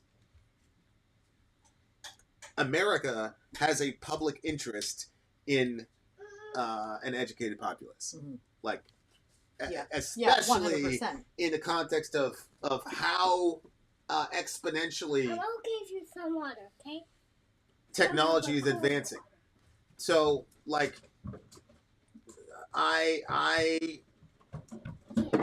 so you got to balance that out somehow. I don't think Vivek or anybody is saying we need to get rid of education. I think what he's saying is that public education as an institution has failed, and the various iterations of it that have been designed to save it have also failed. And we believe that parents could do a better job. You get the parents the capital, and they can make decisions. That doesn't even mean the death of all like mass education facilities. Like no, yeah, because he's talking about giving the money, the billions of dollars that we spend at the Department of Ed, and repurposing that back to American people. So I think she makes a valid point though, that because some kids are in situations where it's dangerous at their house and stuff, or maybe, you know, like there are some people where their parents, they're mentally in such a bad place, they're not going to be able to educate their kids. I mean, even with the public school system and the way that they can get government help, sometimes kids are on their own basically raising themselves, and so they do need school. But I do think that should be available, but I think, what the hell is the school going to do? Listen, this is true. God strike me if I'm lying. Dude walked into class, 6th period, while we were reading Grapes of Wrath. Threatened my life. You know, we got caught up in some dumb shit. Nope, this isn't happening. Dude literally threatened my life in front of the teacher. Teacher did nothing. He just kept looking down at his book until the dude left. And then went back on teaching like nothing happened. So like he wants to get home to his family. Of course, he wants to get home to his family. He's not gonna take a bullet for me. He doesn't know what you were involved in. Exactly. Dude. Yeah, for all he knows, I probably deserved it. All I'm saying is like, these people. It's hard for me to comment on it because like I have obviously a philosophy about it and things like that, but I also know that at some level we were privileged because when I quit the other job, I found a work from home job. Yeah. And then when I got done with that, I'm doing Vin and Sori. And so like, and then the other work from home job, I was at such a place that I could go in and out whenever I wanted. Mm-hmm. So I had time. I had 4-hour slots, you know, where like all I had to do was like maintain or whatever. You see what I'm saying? Yeah. So anyway, pay was pretty decent, right? Would you say? So like very decent. So I understand that I'm saying this from a position of privilege, because when I became a single parent, as soon as I became a single parent, I was working from home. Yeah. Red. So red. I understand that I'm saying that. So in that perspective, like you have to keep that in, because Mech's making a good point. Like if you're a single mom in the ghetto, forget it. How are you going to do that? Yeah. Yeah. There are ways to solve that problem. But the issue is the community would have to come together. There are co-ops, there are homeschool co-ops, all types of shit. So it can be done, but I don't know how to solve the problem. I would love to get some sort of check or refund from the government because I'm handling my kids' education. Mm-hmm. So I'm not paying. Like I would love if my tax dollars didn't go to fucking. It's crazy because you have to I'm not buy. gonna get into it. You pay your taxes for the school system, but then on top of that, you have to buy your own school books or your own school programs or whatever it is, however you're doing it. Because most people want a structured system that's already set up, so they can just kind of go about it without having to put tons and tons of time into it.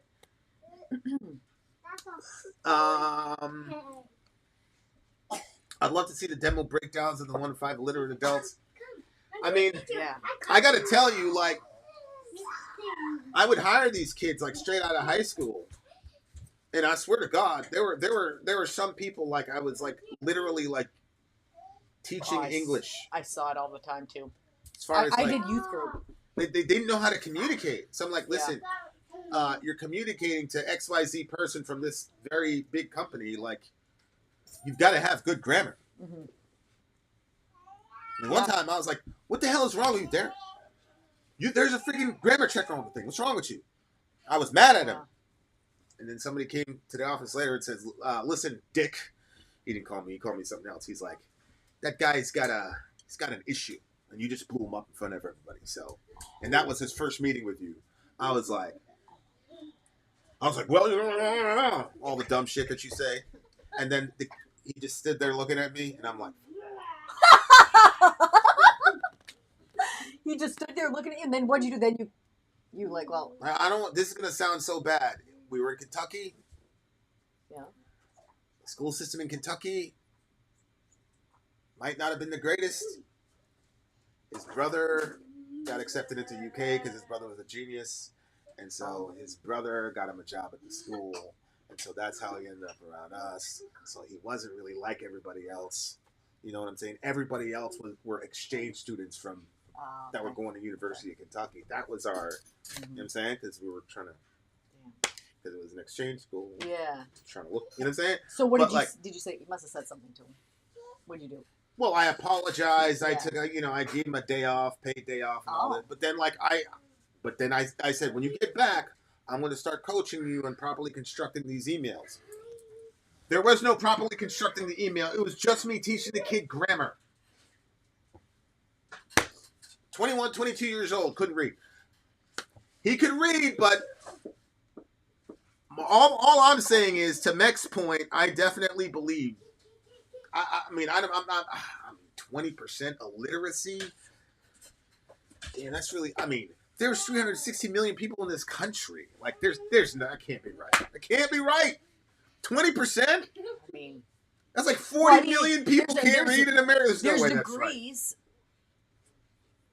There's no way that. There's no way. That's a big number. Yeah, but that was an experience at work. Yeah. That you put in your mouth. Then there was the other one. What's wrong with you, Simon? Oh, I'm having a relationship issue. I was like, yeah, man. Them girls will kill you, bro. Don't worry about it. Yeah. Alex comes back. He goes, by the way, Simon's gay. I thought you were gonna say his wife died or something. I was just going off. I was like, my girl does the same shit. You know how they are, bro. Blah blah blah blah blah. This is all dudes. I was like, yeah, we're gonna have a bro moment. Alex came in. He's gay, nigga. What's wrong with you? Dude, these are all first meetings, by the way. When I first met those people.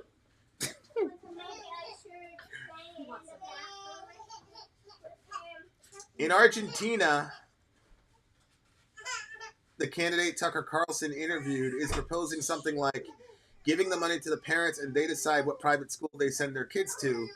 It's called a system of vouchers. Yeah, I think that's like somebody correct me on this. Isn't that part of the whole school choice thing? Isn't that the school choice thing? The government cuts you a voucher and then you can, or is it the zoning thing? I'm not sure. Now we got multiple kids crying.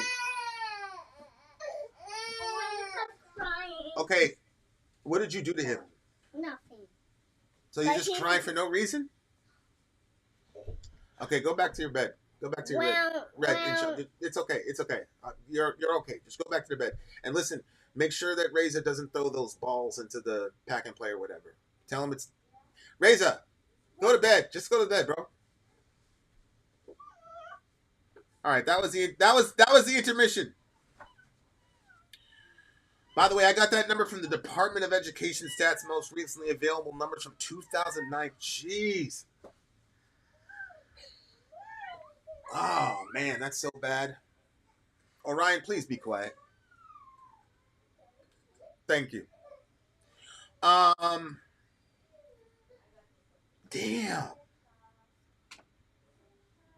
Department of Education came out with them stats.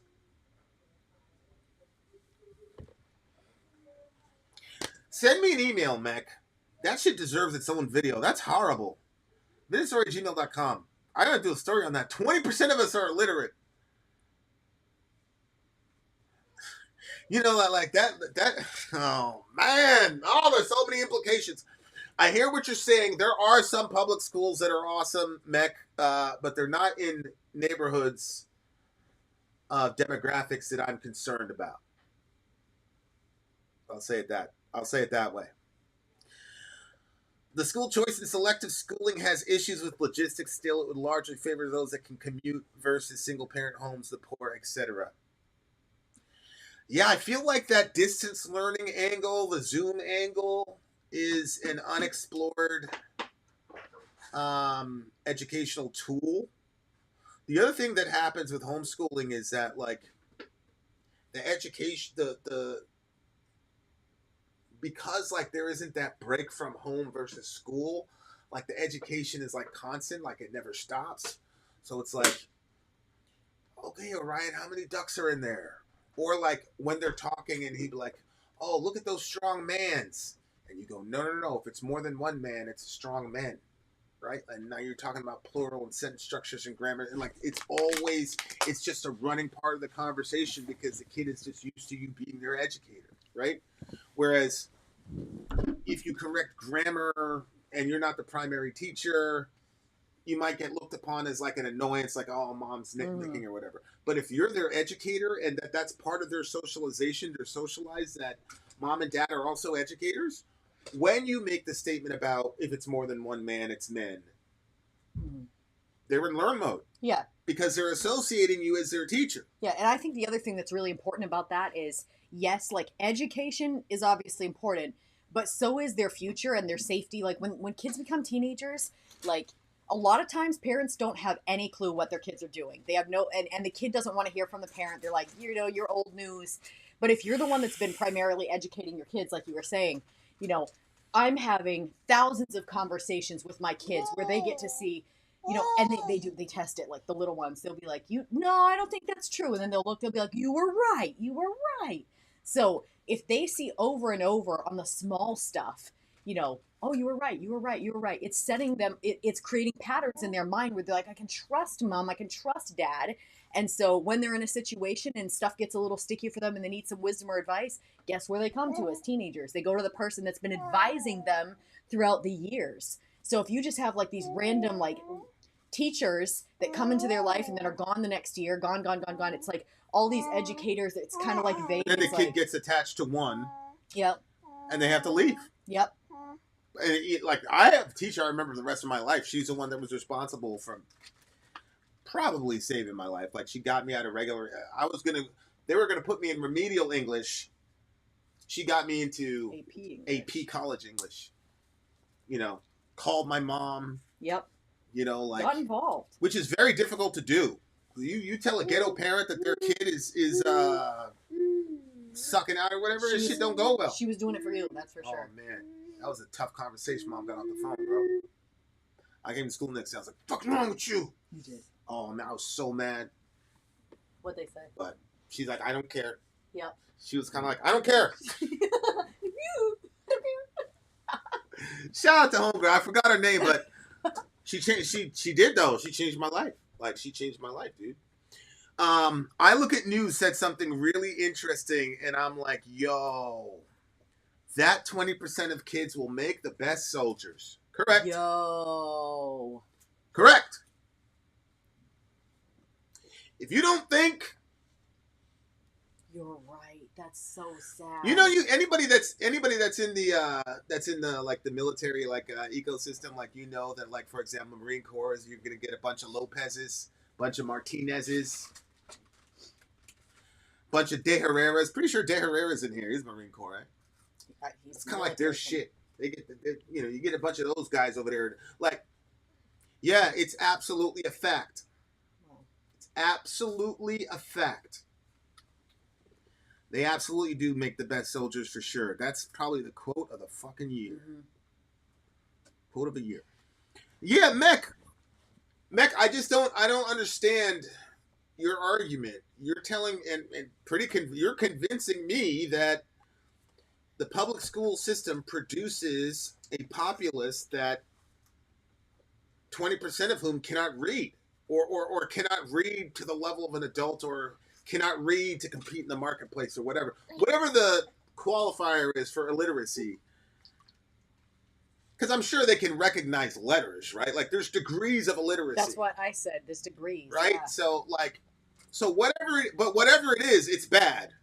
Yeah. But if that organization is failing at a clip of 20%, that's tens of millions of people.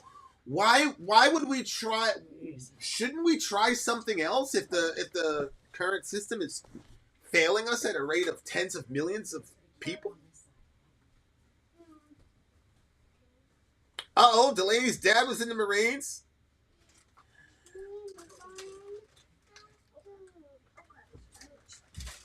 Disagree. There is a lot of learning needed to be effective in combat. I had no interest in college going in. Well, no. The 20% line, making good soldiers, is not talking about the intelligence level or even the learning ability of those illiterate people.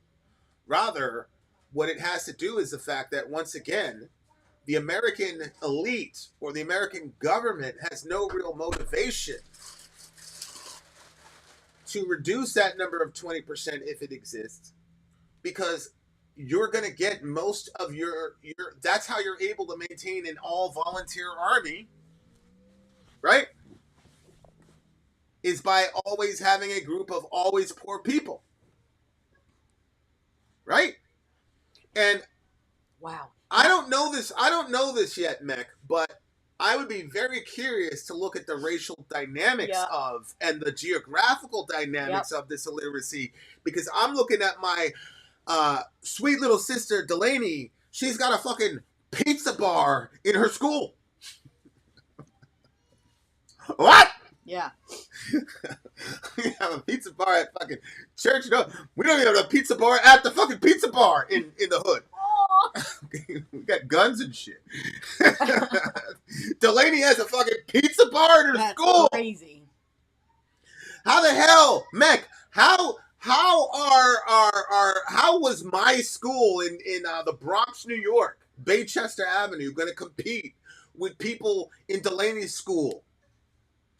We're sneaking guns and shit out into from the gym and shit downstairs. She's putting organic anchovies on her fucking gluten-free pizza. Okay, we can't compete with these people. Not at that level. That's so wild. Yeah, because you guarantee that if 20%, if that number's correct and 20% are illiterate. See, now she's just being disrespectful. We got 3 cafeterias now.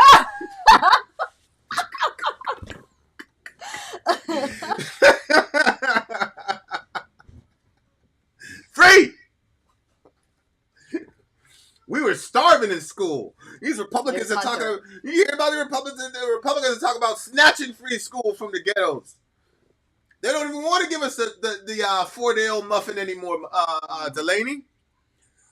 Meanwhile, she's out there with a pizza bar in the white neighborhood. What are you talking about, Mech? Imagine your school from the Bronx vanished and the parents of the kids that were responsible for educating them. How many do you think would learn much at all?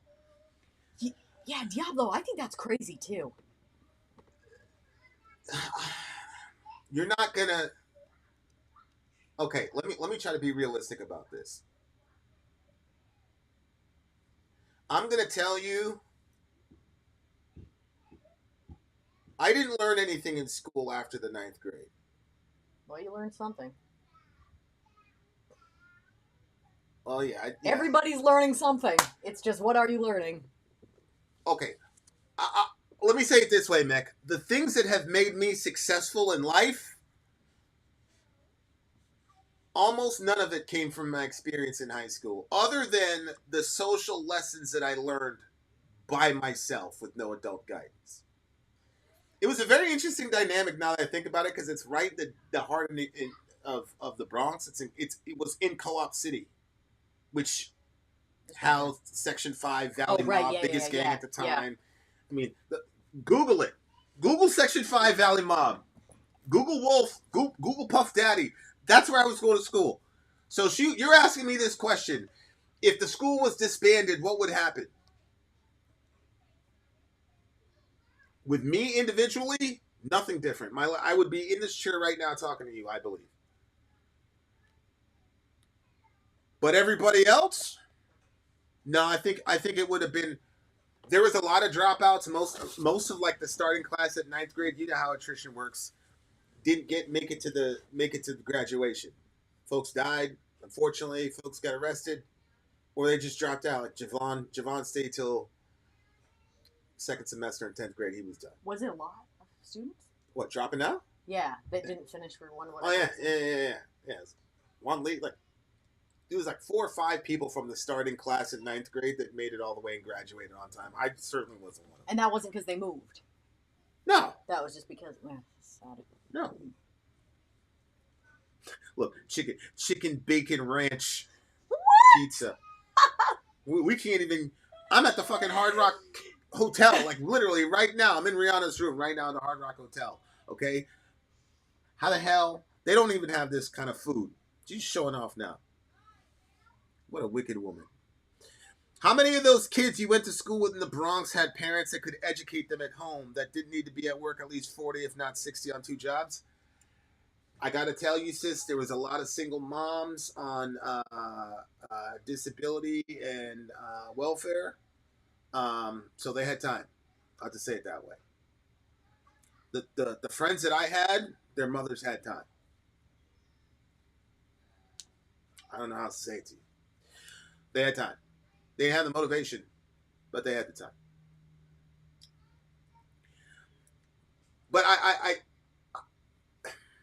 if you're saying to me the vast majority of parents do not care enough to educate their children, and you make a public detriment argument to me, if you say to me, Vin, the 20% number is going to be 40% if we transition from public to home, then I'd say that even though I hate the public school institution, we need to keep it up. But I don't see how you can make such an argument, because it's a documented fact that far from being illiterate, homeschool kids outperform public school and private school kids pretty clearly. So I'm not.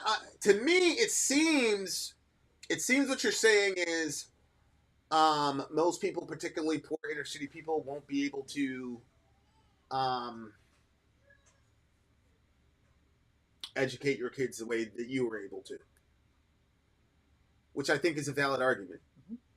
And then the second argument is parents don't have the ability or don't have the will to educate their own children. And for me, I think both of those are not true. I just think that the parents in America, we're in a system, and people are enculturated to rely on a system and not even realize that they're in a system. Yes. To the point where when you think about this, I'm saying I have children. Like we genetically created this being. And people outside of our house and outside of our union are saying that they have the right to take my child into their institution for hours a day. No. People would no. I personally cannot countenance that. I don't understand that. It would never happen. But if you were to make the argument to me, Vin, parents don't have the will to educate their kids, so the number is going to go from 20 to 40. then I'd say, well, that is what that is. But I would need some empirical data that demonstrates that, not just a bad assumption about what people are going to do. Yeah. Right? Like, these are all negative. Look, I barely graduated high school.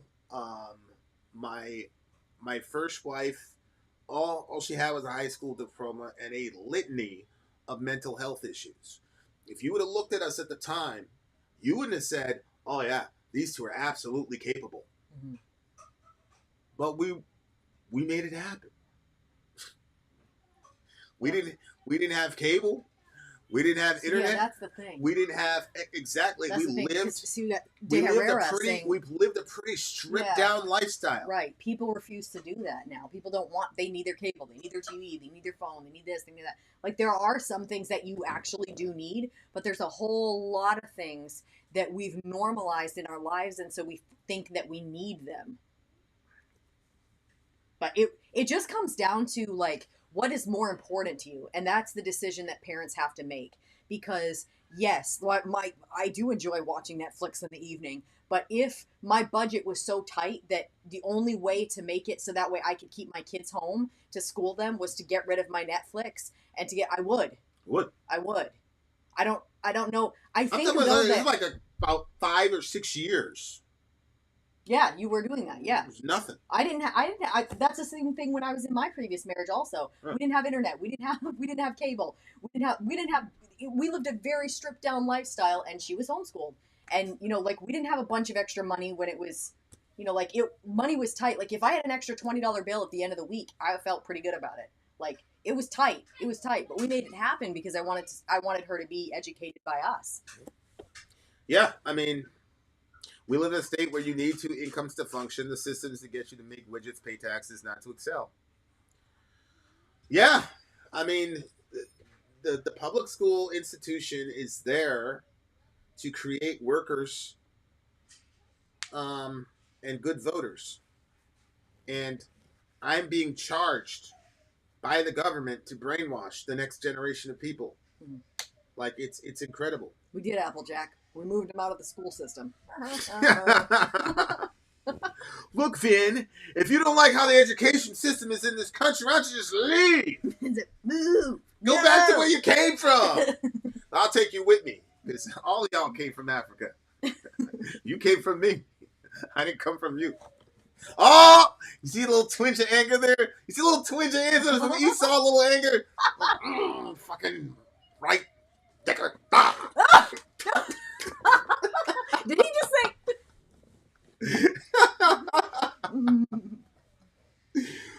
Hey, you gotta laugh at it. Yeah. Look, I personally know a teacher in the village. And she's a great human being. I mean, she talks about the challenges,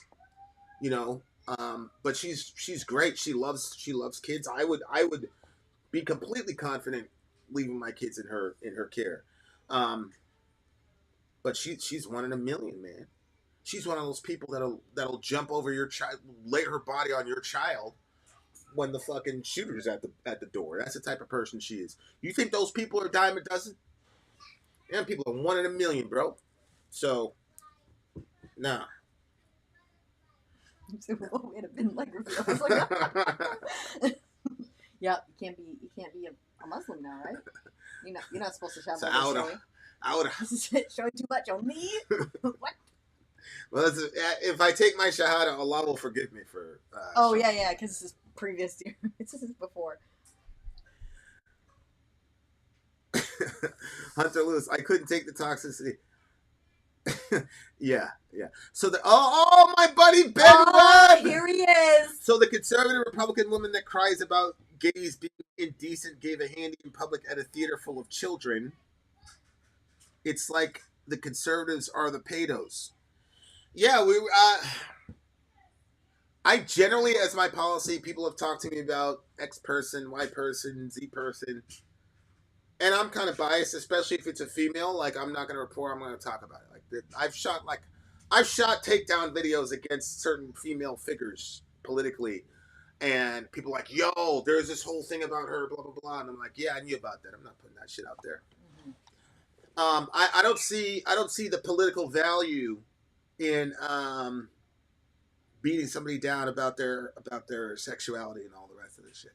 Yeah, I agree. I mean, if it's directly related to what's going on in the political realm, but that it's, when it's not, and it's like, oh, let's dig up everything from somebody's past and throw this all at the, I think that's no bueno. However, this is not good. Lauren Boebert, you've gone out on TV, and you've gone on the floor of the highest offices in our country, and you've singled out people in the LGBT community. You talked about them as if they were beneath you, as if you yourself didn't have a sinful nature. That's the only reason I'm having this fucking discussion. Whatever she was doing there, blah, blah, blah. She did what she did. I don't need to show it. We don't need to see it. We all know what it is. We're all adults. I don't have It was that Beetlejuice. The context was Beetlejuice. You're talking about Broadway, New York City. Okay? Yeah. Beetlejuice, I'll say this. Beetlejuice is if I was going to take my kids to Broadway, to a Broadway show, that would be the show I'd take them to. Beetlejuice. Yeah. Beetlejuice. Yeah. That was as far as my mom would let me go with Satanism. Yeah, we could not. I knew the word Beetlejuice, but I always pictured like a purple juice with eyeballs in it and bugs. She's just a squirrel trying to get a nut, blood. Look, that's my problem. I mean, my problem is that, now look, there's a big difference between saying to trans people, hey, having the pedo adjacent sick motherfucker dancing his ass in front of fucking 5 and 6 year old kids is bad strategy. That's bad strategy, trans people. Good strategy would be a trans outlet that does what Libs of TikTok does. But please keep doing it so we can know where you're actually at. Right? If there was a trans Libs of TikTok, that would have been the end of Libs of TikTok. All you have to do is say, look at these fucking weirdos. We're not these people. Really we don't want to be around 5-year-old kids shaking her ass and doing all this dumb shit. Who the fuck are these freaks? If you'd have done that, that'd have been the end of Libs of TikTok. Okay? That's one way to engage the community. That's my perspective. I'm not saying it's disgusting, blah, blah, blah, blah, blah, blah. I'm not saying being gay is horrible. I'm not saying it's a sin. That's a separate discussion. What I'm saying is, if there's something your community is doing that I disagree with, that would be one, and there's why. That is not what Lauren Boebert was doing. Lauren Boebert was talking about these people as if they were beneath her. As if she didn't have a sinful nature. That's it. This young woman, I'm not, like I said, I try to stay away from people's, personal whatever. But you're allowed to disagree with someone and say what you're doing is morally wrong, as long as you recognize the fact that there are areas in your life where you are morally wrong and you hurt and injure people. Mm-hmm. And so, it's like I said, COVID situation was happening, family situation was happening. I was in an extremely stressed out situation. Something bad had just happened. I'm on here doing a show. Somebody said something about COVID. I didn't know what it was. I completely flipped out on them. Went crazy on them, blah, blah, blah, blah, blah. Because I was taking out all of these stressors on this person. But I was right because misinformation is going to, kill people, save lives, whatever. And the Lord didn't have a big debate with me. He just said, you're wrong, and you need to make that right. That man's a Christian. He's your brother. He loves you. You're wrong. And usually, me and the Almighty will argue. There was no argument. I had my little thing. I heard nothing. There was nothing. It's like, I'm not arguing with you today, bro. I'm not doing the thing with you. You're wrong. That's it. The next day, had another show, and ridiculously, the dude is there. Like he came back the next day, or it was like, yo, there's homeboy. You got one opportunity to make that shit right. I'm like, yo, bro, I shouldn't have said that, bro. I was wrong. I'm off. Please forgive me. Humble out. Whatever. That happened about 2 years ago. That dude, like, to this day, is one of my best friends on the channel. Like, he's got my number. Like, shit goes down in my family. Like, yo, pray for me about this, blah, blah, blah, blah. Like that type of shit. My point is, Lauren Boebert, nothing wrong with calling out sin. If you're a Christian, nothing wrong with calling out sin. As long as you're willing to have the same standards applied to you. And as long, look, if you're willing to sin in public, you can repent in public. If you sin in private, repent in private. If you sin in public, repent in public. Simple. Look, man, you're claiming you're on the team and all the rest of it, so I'm not going to slam you. I'm not going to slut shame you, blah, blah, blah, blah, blah, blah. But the fact of the matter is, to me, your treatment of that group of people is more scandalous to Christ than what you were doing in the playroom, whatever it was. Because what you were doing in the theater, there is an appropriate context for that. Mm-hmm. There's never an appropriate context to dehumanize and judge and place ourselves above people. Never. Yeah. There's no context like sex. I tell the boys, you have a lot of it. It's a commandment. So boys, the Bible commands us to have a lot of sex. Okay, there's nothing I can do about it. Your dad's not disobedient to Allah. Doing my part for the war effort. I mean, it's true. If you're a Christian, sex is an act of war. I'm sorry, it is. I'll leave it to you to make that analysis. Interesting. It is. Yeah. So why do you think pornography is so rampant? So look, if you do that to someone, you make a practice, and then you're out here. See, here's the thing that gets me about the Christian church right now. People are going, "Oh my God, she's such a bad example." Blah blah blah blah blah blah. Bro, she was a bad example before. Well, yeah. And when she was judging those people and offering no redemption for them and placing herself and everybody else that was not LGBT above those people and acting as if you have nothing to work on and blah, blah, blah, blah, blah, blah, blah, blah. That was the fucking misdirection. That was the problem. Because as I said, there's no biblical context in which that's ever good.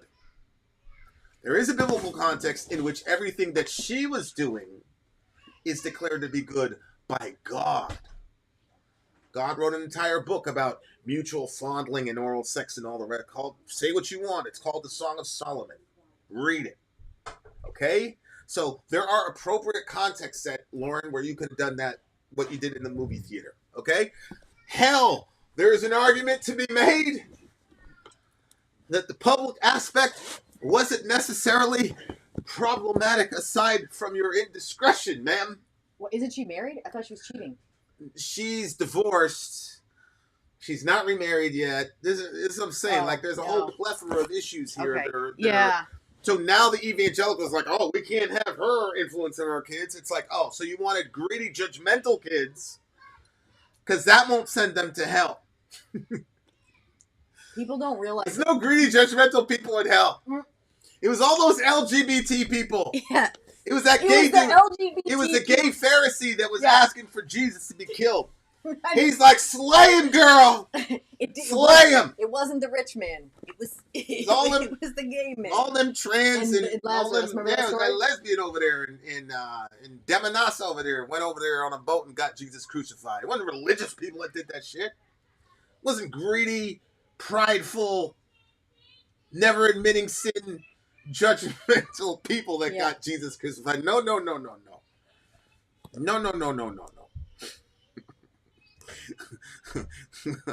We on this gang shit, boy. Woo! All right. 10 minutes, guys. 10 minutes. 10 minutes. 10 minutes. Yeah, I'll say I ran into somebody and they were all dressed up. They were going out. and I would say the girl to me looked like she was dressed up to kind of go in more of like a clubbing atmosphere. And I was like, oh, look at you guys. You're all dressed up to go out. And she was like, yeah, we're going to see Beetlejuice. So they were like basically our age. So I don't know. I've never been to any of those and I'm not like super familiar with Beetlejuice, but it might be kind of like one of those, like a Korn concert where it was like for back then. So yes, you might bring your kids, but it's less likely. Like I don't know. Was it Beetlejuice like when we were kids? Like all the kids were talking about, but now all their kids are our age. Beetlejuice was always kind of like It was on the edge. They're on always rough. a little bit inappropriate, right? So that's but what I'm saying like, is like I wouldn't take the babies, but Dorian Zoe Sela, absolutely, I'd take them to see Beetlejuice for sure. And I mean, because it would be cool enough to where they would be like, yeah, this is cool, and not like corny shit our parents are doing, but it's edgy enough to where but it's not like I see what you're saying. But it's certainly not like having your junk fondled. Like apparently like there was some hand stuff with her and hand stuff with him, and I just what people do in their personal lives, like whatever. She did it in broad daylight, though. She did it in broad daylight. She did it in a place where, there could be kids. And I don't understand. It was like kind of public? Yes, it was. Remember we were about to go to, when we go to the Neapolis Scar show, I was going, hey, let's go catch a Broadway show. Yeah. It was a Broadway show. I don't understand how. Yeah, I understand. Like I understand. But babe, when we went to these places, there are like nooks and crannies you could go, like, have a little whatever. No, bro. She was like out in the middle. The screenshot that's on Middle America, I'm not going to transfer it, but the screenshot in Middle America, she's in a seat, Oh, they were in the seats? Yes! It was happening in the theater. It was broad daylight. Okay. This is not what I was picturing. So I pictured this event is going on and they like sneak off and then you have some person that's catches them on camera, puts out there. She did it in the seats. She's in a seat. She was sitting next to people. Okay, when I read the article and it said and she completely denied vaping in there, and then apparently the security thing. But this is what I'm talking about. This is what I'm talking about, straining in a net and swallowing a camel. Yeah. Like, I was hand jobbing the dude in public and he was like swallowing my breath and shit. But I was not vaping. I did not inhale. What the fuck? Oh my word. Okay. Full theater. It was a full theater. Okay. Well, I mean, you can't. Applejack has candy apples. What are you talking? It's a full theater. No. Come on. No. How could you do that? She's a political figure. How could you do that and it not be? That's what I'm saying. To be honest with you, please, babe. That to me. It's so hard to understand that I'm telling myself. Especially considering the rumors that were about her. Yeah, she must have planned this. This has got to be part of her break. You couldn't have messed up this bad. I mean, there's like rumors about her, whatever. Like I said, I'm not touching that because it's not pertinent to this case. My point is simply to say, if you already know that shit is swimming around, why would you go out and do some shit like that? No, that's wow. Yes, okay. So later, Dan. To me, yes, kissing in a movie theater. Yes, but you might think the other stuff. The fact that she did that in public is obviously concerning, but the fact that she didn't have the discernment to not do it in public is to me the bigger concern, because I'm like, okay, what other bad shit would you think was a good idea? Like, how could you not have known? Correct. That's why I kept wanting to put her around some corner, they snuck off to the bathroom. This is why I say people came out during the break, or you know what I mean? Like, I thought that there was one of those going on. This is why I say people could say whatever they want, but AOC would never put herself in that situation. Yeah, she would never do it. Yeah. Sorry, say what you want. She would never do it. Shout out to AOC. I'm about to get killed in the comment section. They hate her. Yeah. She didn't think anyone could see her because it was dark. She clearly considered they might have night vision cameras. I'm sorry. I have personally been to Broadway. Okay, it's not pitch black because there's an entire stage, right? And usually the famous people are always on the lower deck, and you can absolutely see a bunch of shit from the upper deck and the lower deck at Broadway. I've been there. I just think that in the discussion, I agree. Just like she should have looked at her own self, I think that, we all have to do the same thing. And everybody should look back in their repertoire of all the things that they've done throughout their lives and be like, look, if my shit was out there, how would I want people handling it? I have no issue. Wait, you got what? I'm saying people have done stuff. Babe. You talking about that you wouldn't want anybody, or you wouldn't want them to? Are you saying there's things that I? No, there's stuff that we know. Oh, okay. That you know what I mean? Like if all of a sudden people were like, "Oh, yo, you were being recorded," it's like, "Oh, well, I'm like, yo, that's gay, but it's gay." I wouldn't apologize for my wife. I don't care. Well, that's what I'm saying. I'm like, I think that people. She's not married to dude. Yeah, I'm just saying, like she's close to 40. She's out there doing like this teenage shit in public. Like I just think I'm saying it like this. I think that it was crazy that she kind of did it in public. I also know how you can get kind of like into something crazy and before you know it you're doing it and then you're like, "Oh, that was a little over whatever." But at the same time, her judgment is the part that I can't get over. I cannot get over because I'm saying because of the age, because people go through that midlife crisis a lot of times around the 40s. So like she's around that age and then she's doing the stuff that teenagers would be doing. And she doesn't have the discernment to know or that she shouldn't have done that publicly like that. That's where I'm like, but you wanna lead us? I don't know. Like not that she did it, but no, that that's she a legitimate. No, that's legit. No, I agree. I'm not judging her for. I agree completely. That's what I said. That's why I said like AOC's intelligent. This lady. There are certain things you can't do because of the position that you have. And how do you not know that? You can't go out there and do that. That's why I'm like, maybe she planned it. Maybe she wanted people to see her in that like environment. Like maybe it was like one of those. Come on, don't make me go through a video reel of all the horrible, unchristlike things that this woman has said about the LGBT community, among other things, among other politicians that she dislikes. I mean, she's one of the worst. She's not simply saying we don't want porn in books. I'm like, I'm look, prior to your 20% illiteracy thing, these freaks showing up and doing all this shit in front of kids was my previous number one argument to homeschool your kids. Mm-hmm. So I'm not that guy. I'm just saying though, like she has consistently, in my view, gone overboard when addressing certain issues that have a moral attachment to them. Mm-hmm. And I never hear about the grace of Jesus Christ ever from this woman, ever. So that's my problem. My problem is not that, because I have shot hour-long videos about my disagreements with the crazy shit that the LGBT community is doing in public schools. I've lost friends. I've had people that I've paid the price, believe me. But that's not what she was doing. She was putting herself above them folks. That's not the same thing to me. And she's being presented as a role model. And I'm particularly concerned for her being a role model for my daughters. Now, my girls, neither one of them. No, I don't think they would. I've got very good confidence that yeah. They wouldn't run a hazard of being influenced by her anyway, but she's not somebody I want influencing my kids. You want her influencing your daughter? If you've got a daughter? With that? Let me tell you something, Delaney. You're not my daughter, but you're old enough to be. I want you to learn from this particular cultural moment. Now, here's a couple things. Number one, Lone Boebert is famous. This guy is some nobody. So the fact that all the focus is on her is kind of unique to her because she's famous, right? And she's controversially famous. But please notice how this discussion is being framed. Mm-hmm. We're only talking about the shame of Lone Boebert.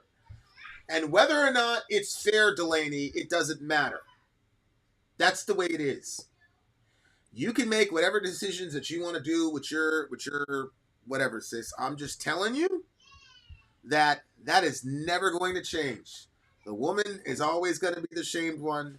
The man is always going to be he's going to get extra points because that guy, whoever, Lauren Boebert right now is shamed, and she's got all these consultants trying to help her figure out how to get herself out of this mess. The dude right now is doing a victory lap and spiking the football and saying, I'm him. Mm-hmm. Mm-hmm. So I know you already know this story, my sister, but learn from this cultural lesson.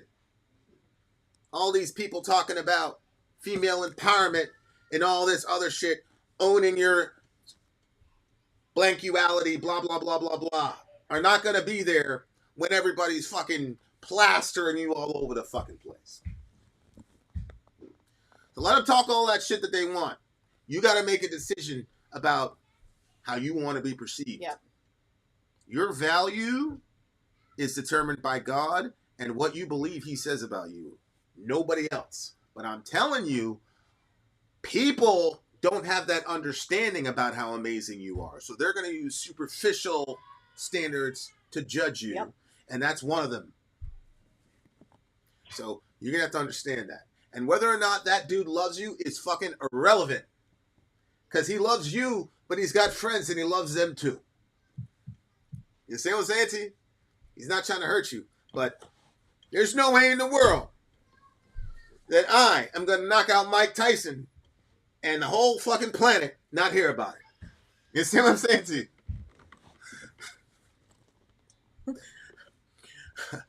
Do what you need to do.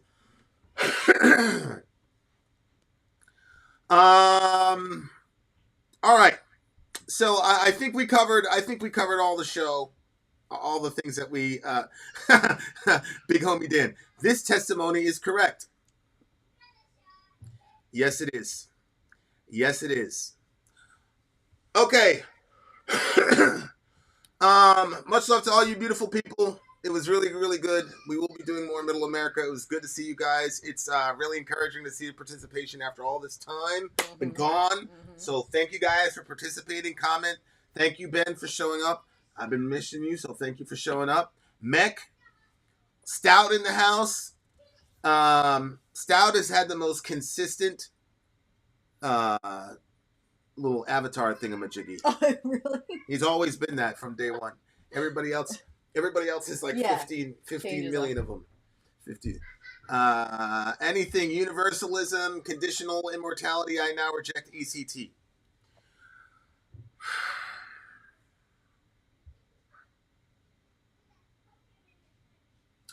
Well, I'm sure you know this because you're a recovering Reformed person. John Stott. Okay, so ECT, for everybody else, is a doctrine of eternal conscious torment, okay? So the idea is we know that hell isn't literally a fiery place because we know that the fire is metaphorical, blah, blah, blah. But the question is, if the fire is a metaphor, it is a metaphor of something. And the scriptures say that the suffering goes on for eternity. So Daniel 12, many will come out from the dust of the earth. Those who are righteous will shine like the stars in the firmament. But the wicked, it says, will rise to shame and everlasting contempt. So the righteous rise to everlasting life and glory, and the same Hebrew and Greek word for forever of the righteous is also used of the wicked. So the question is, okay, so we understand that the fire is a metaphor, but it is a metaphor for people who are not enjoying themselves. And so, and that is said to happen for an everlasting period of time. And so, again, the same words that are used for the bliss of the righteous, which in Christianity is universally looked upon as literally happening forever. Well, then how can you have contempt, which is an emotional feeling, and shame, which is an emotional feeling, forever if you're not conscious? So that's kind of the debate.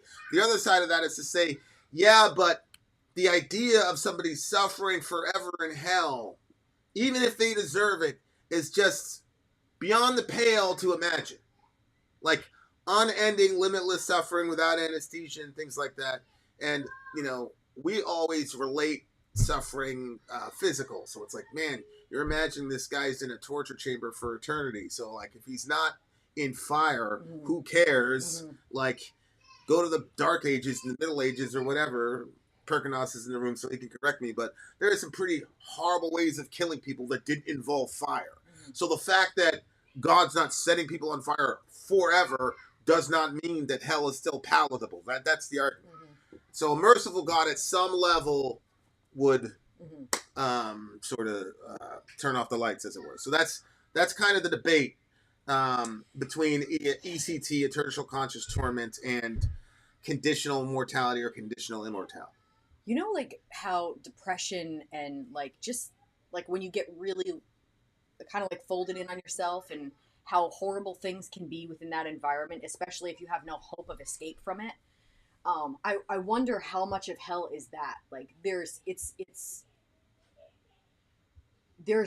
no hope of escape. Like it doesn't, like let's say it was like, I mean I'm just kind of talking here, but like let's say it wasn't hell in the way that you think, like it's like fire and burning and stuff like that, but like kind of more like you've described it previously, but like more of this environment where because you can never find that peace or satisfaction, like everybody know it, like if you seek after peace and you want peace but you don't have it, all you feel is like all this turmoil inside yourself, like, and you really really want that peace, like that turmoil is bad. Like sometimes people don't even realize how miserable they are until they stop and start thinking like, oh my gosh, like I've been like this for years, like I've been like this since 2008 or something like that. Like that's a long friggin' time. So I wonder like if hell is like that, like is it, you know, where there's no end to the suffering because you keep making the same bad choices and you never turn away from them and you keep going through the consequences of those. Yeah, it's a. I will admit I have a pretty complex view of hell, but I think it matches what I see in the biblical record.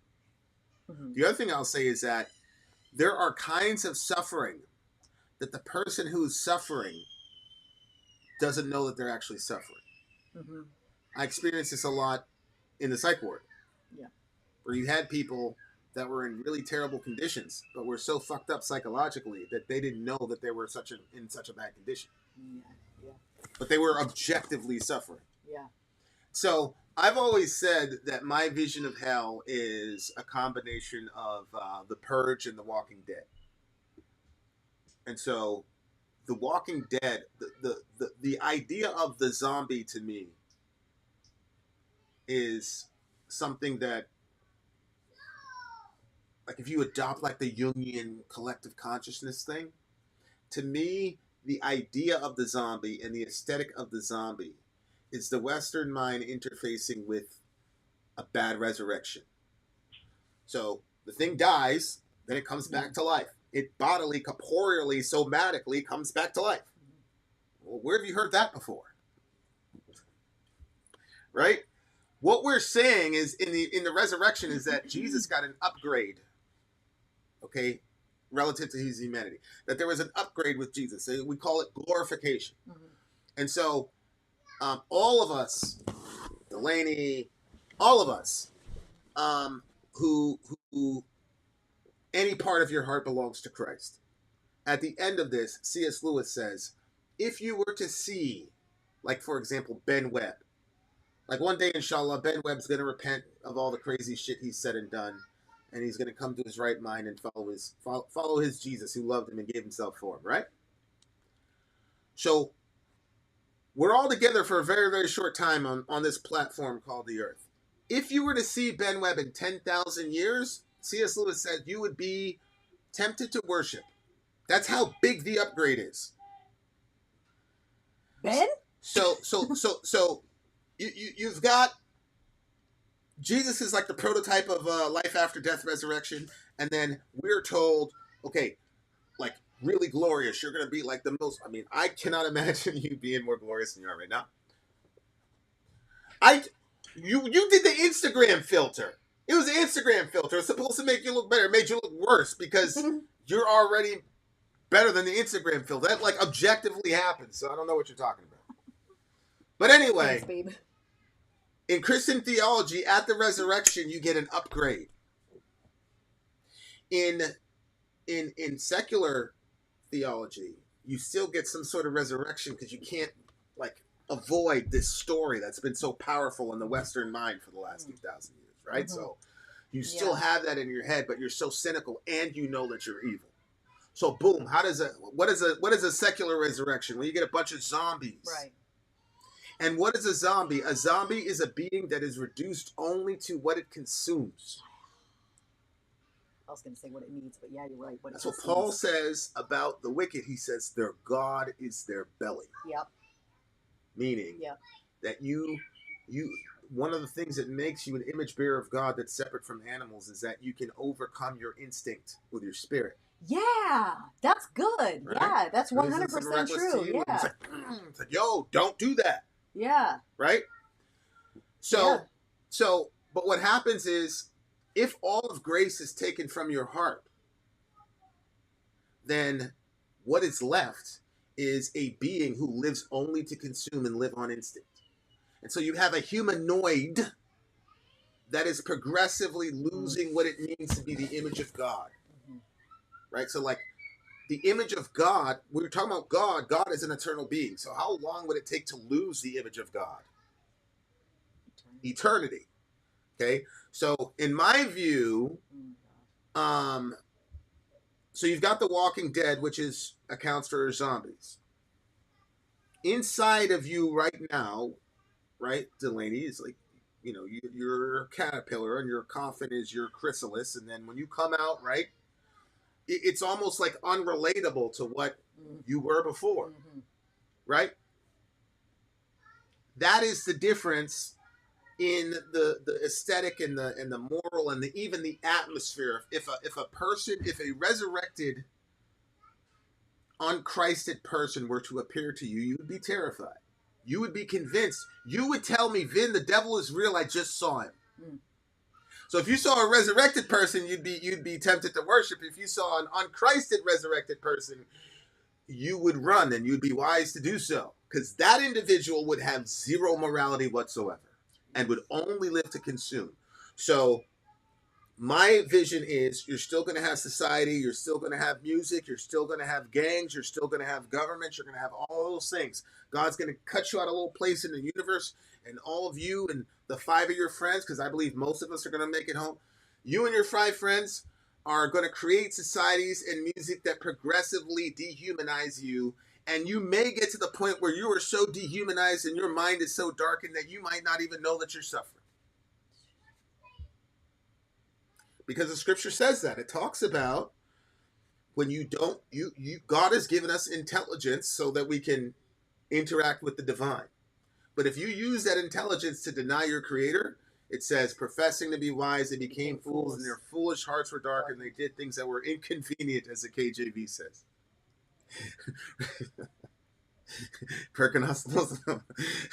Receiving in their bodies a due penalty for their error. Okay? So, when I think about eternal conscious torment, I think about a society of unchristed, resurrected people with no moral compass who are only driven by the desire to consume. And that's the reason why people call America a hellscape.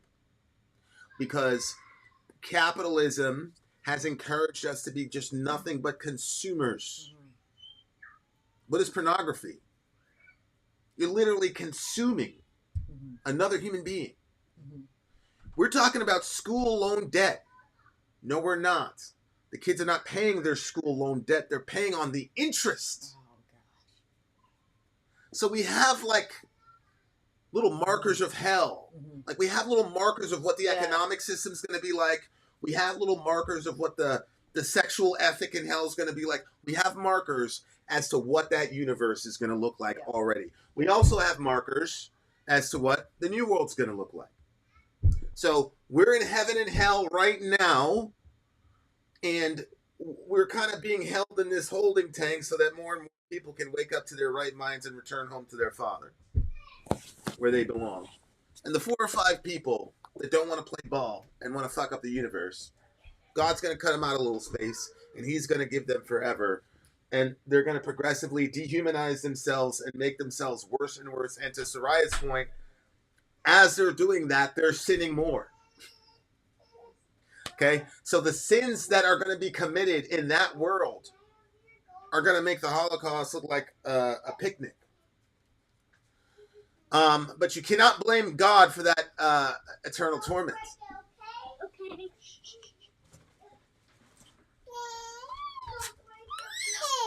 We really need to think about what worship means, because a lot of people are worshiping things, ideas, or people, and they don't realize it. Agree. Agree. Agree. Yeah.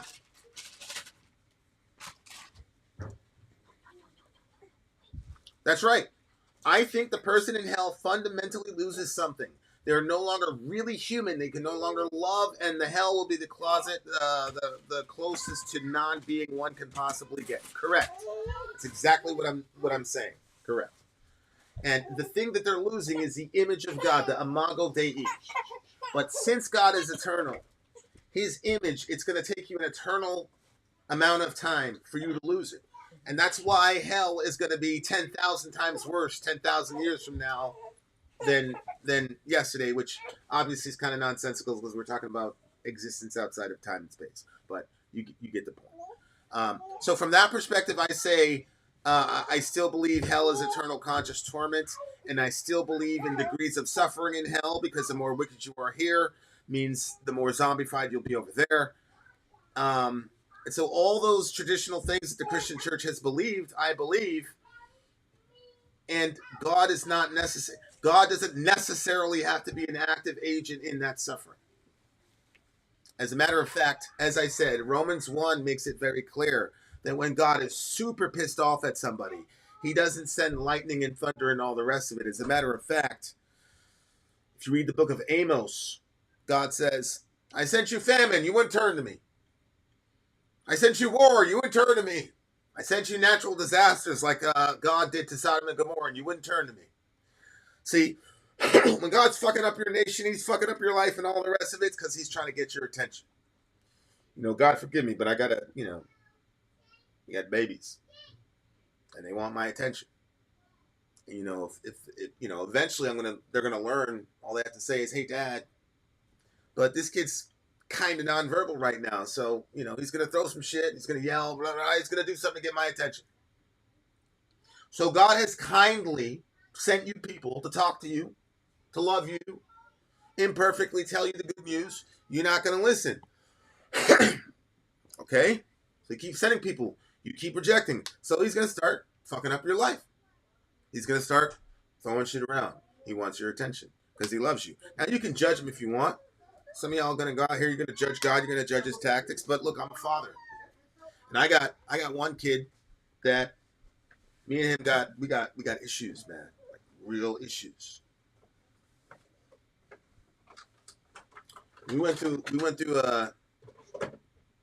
and you guys kind of know how I am in my parenting style. Like, there really isn't a lot of the like I'm older than you, blah blah blah. It's really kind of like I have a position, but they put it out there. So he said what he had to say in the tone that he said it, and I said what I had to say. And we kind of talked it out like men, which means that it didn't go well. And I had a really, really hard time with that. And then I got on the phone with him. I was like, yo, I texted you, blah, blah, blah. Why didn't you? He said, I didn't really particularly feel like talking to you.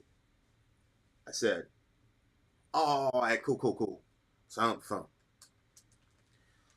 The first fight that we had was like 25, 30 minutes, yelling, screaming, all types of shit. He's yelling at me, blah, blah, blah. And again, like I said, my philosophy is they're human beings. If you get somebody mad, if you're raising your voice, they're raising their voice, it's all fair. Like, I'm not going to pull I'm the parent card, so now I get to, like, if we're fighting, we're fighting. The hurt that I felt when he said, I just didn't feel like particularly talking to you, cannot be compared to anything. I didn't feel good after the first fight, but it can't be compared. Some of y'all are ruthless, cruel people, man. You know, aside from all this bullshit with the channel and blah blah blah and making everybody feel it, some of y'all know God is trying to get your attention. You know it, and you're ignoring it. Yeah. You're ruthless as hell. Cruel, cruel people. You're judgmental and you're ruthless.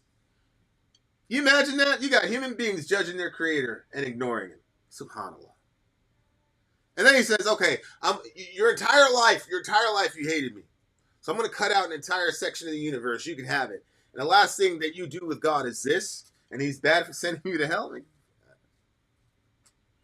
I don't know why God doesn't send us all to hell. Should send me to hell for sure. No, like he literally should, bro. There's some people, like there's people literally all around the world that would agree with that statement I just made. Trust me. So that's the whole thing. I believe in eternal conscious torment, not because God loves to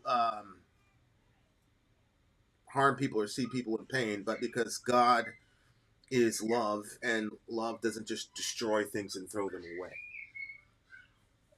So if humanity collectively looks at God and says, hell yeah, we love consciousness. Hell yeah, we love that shit.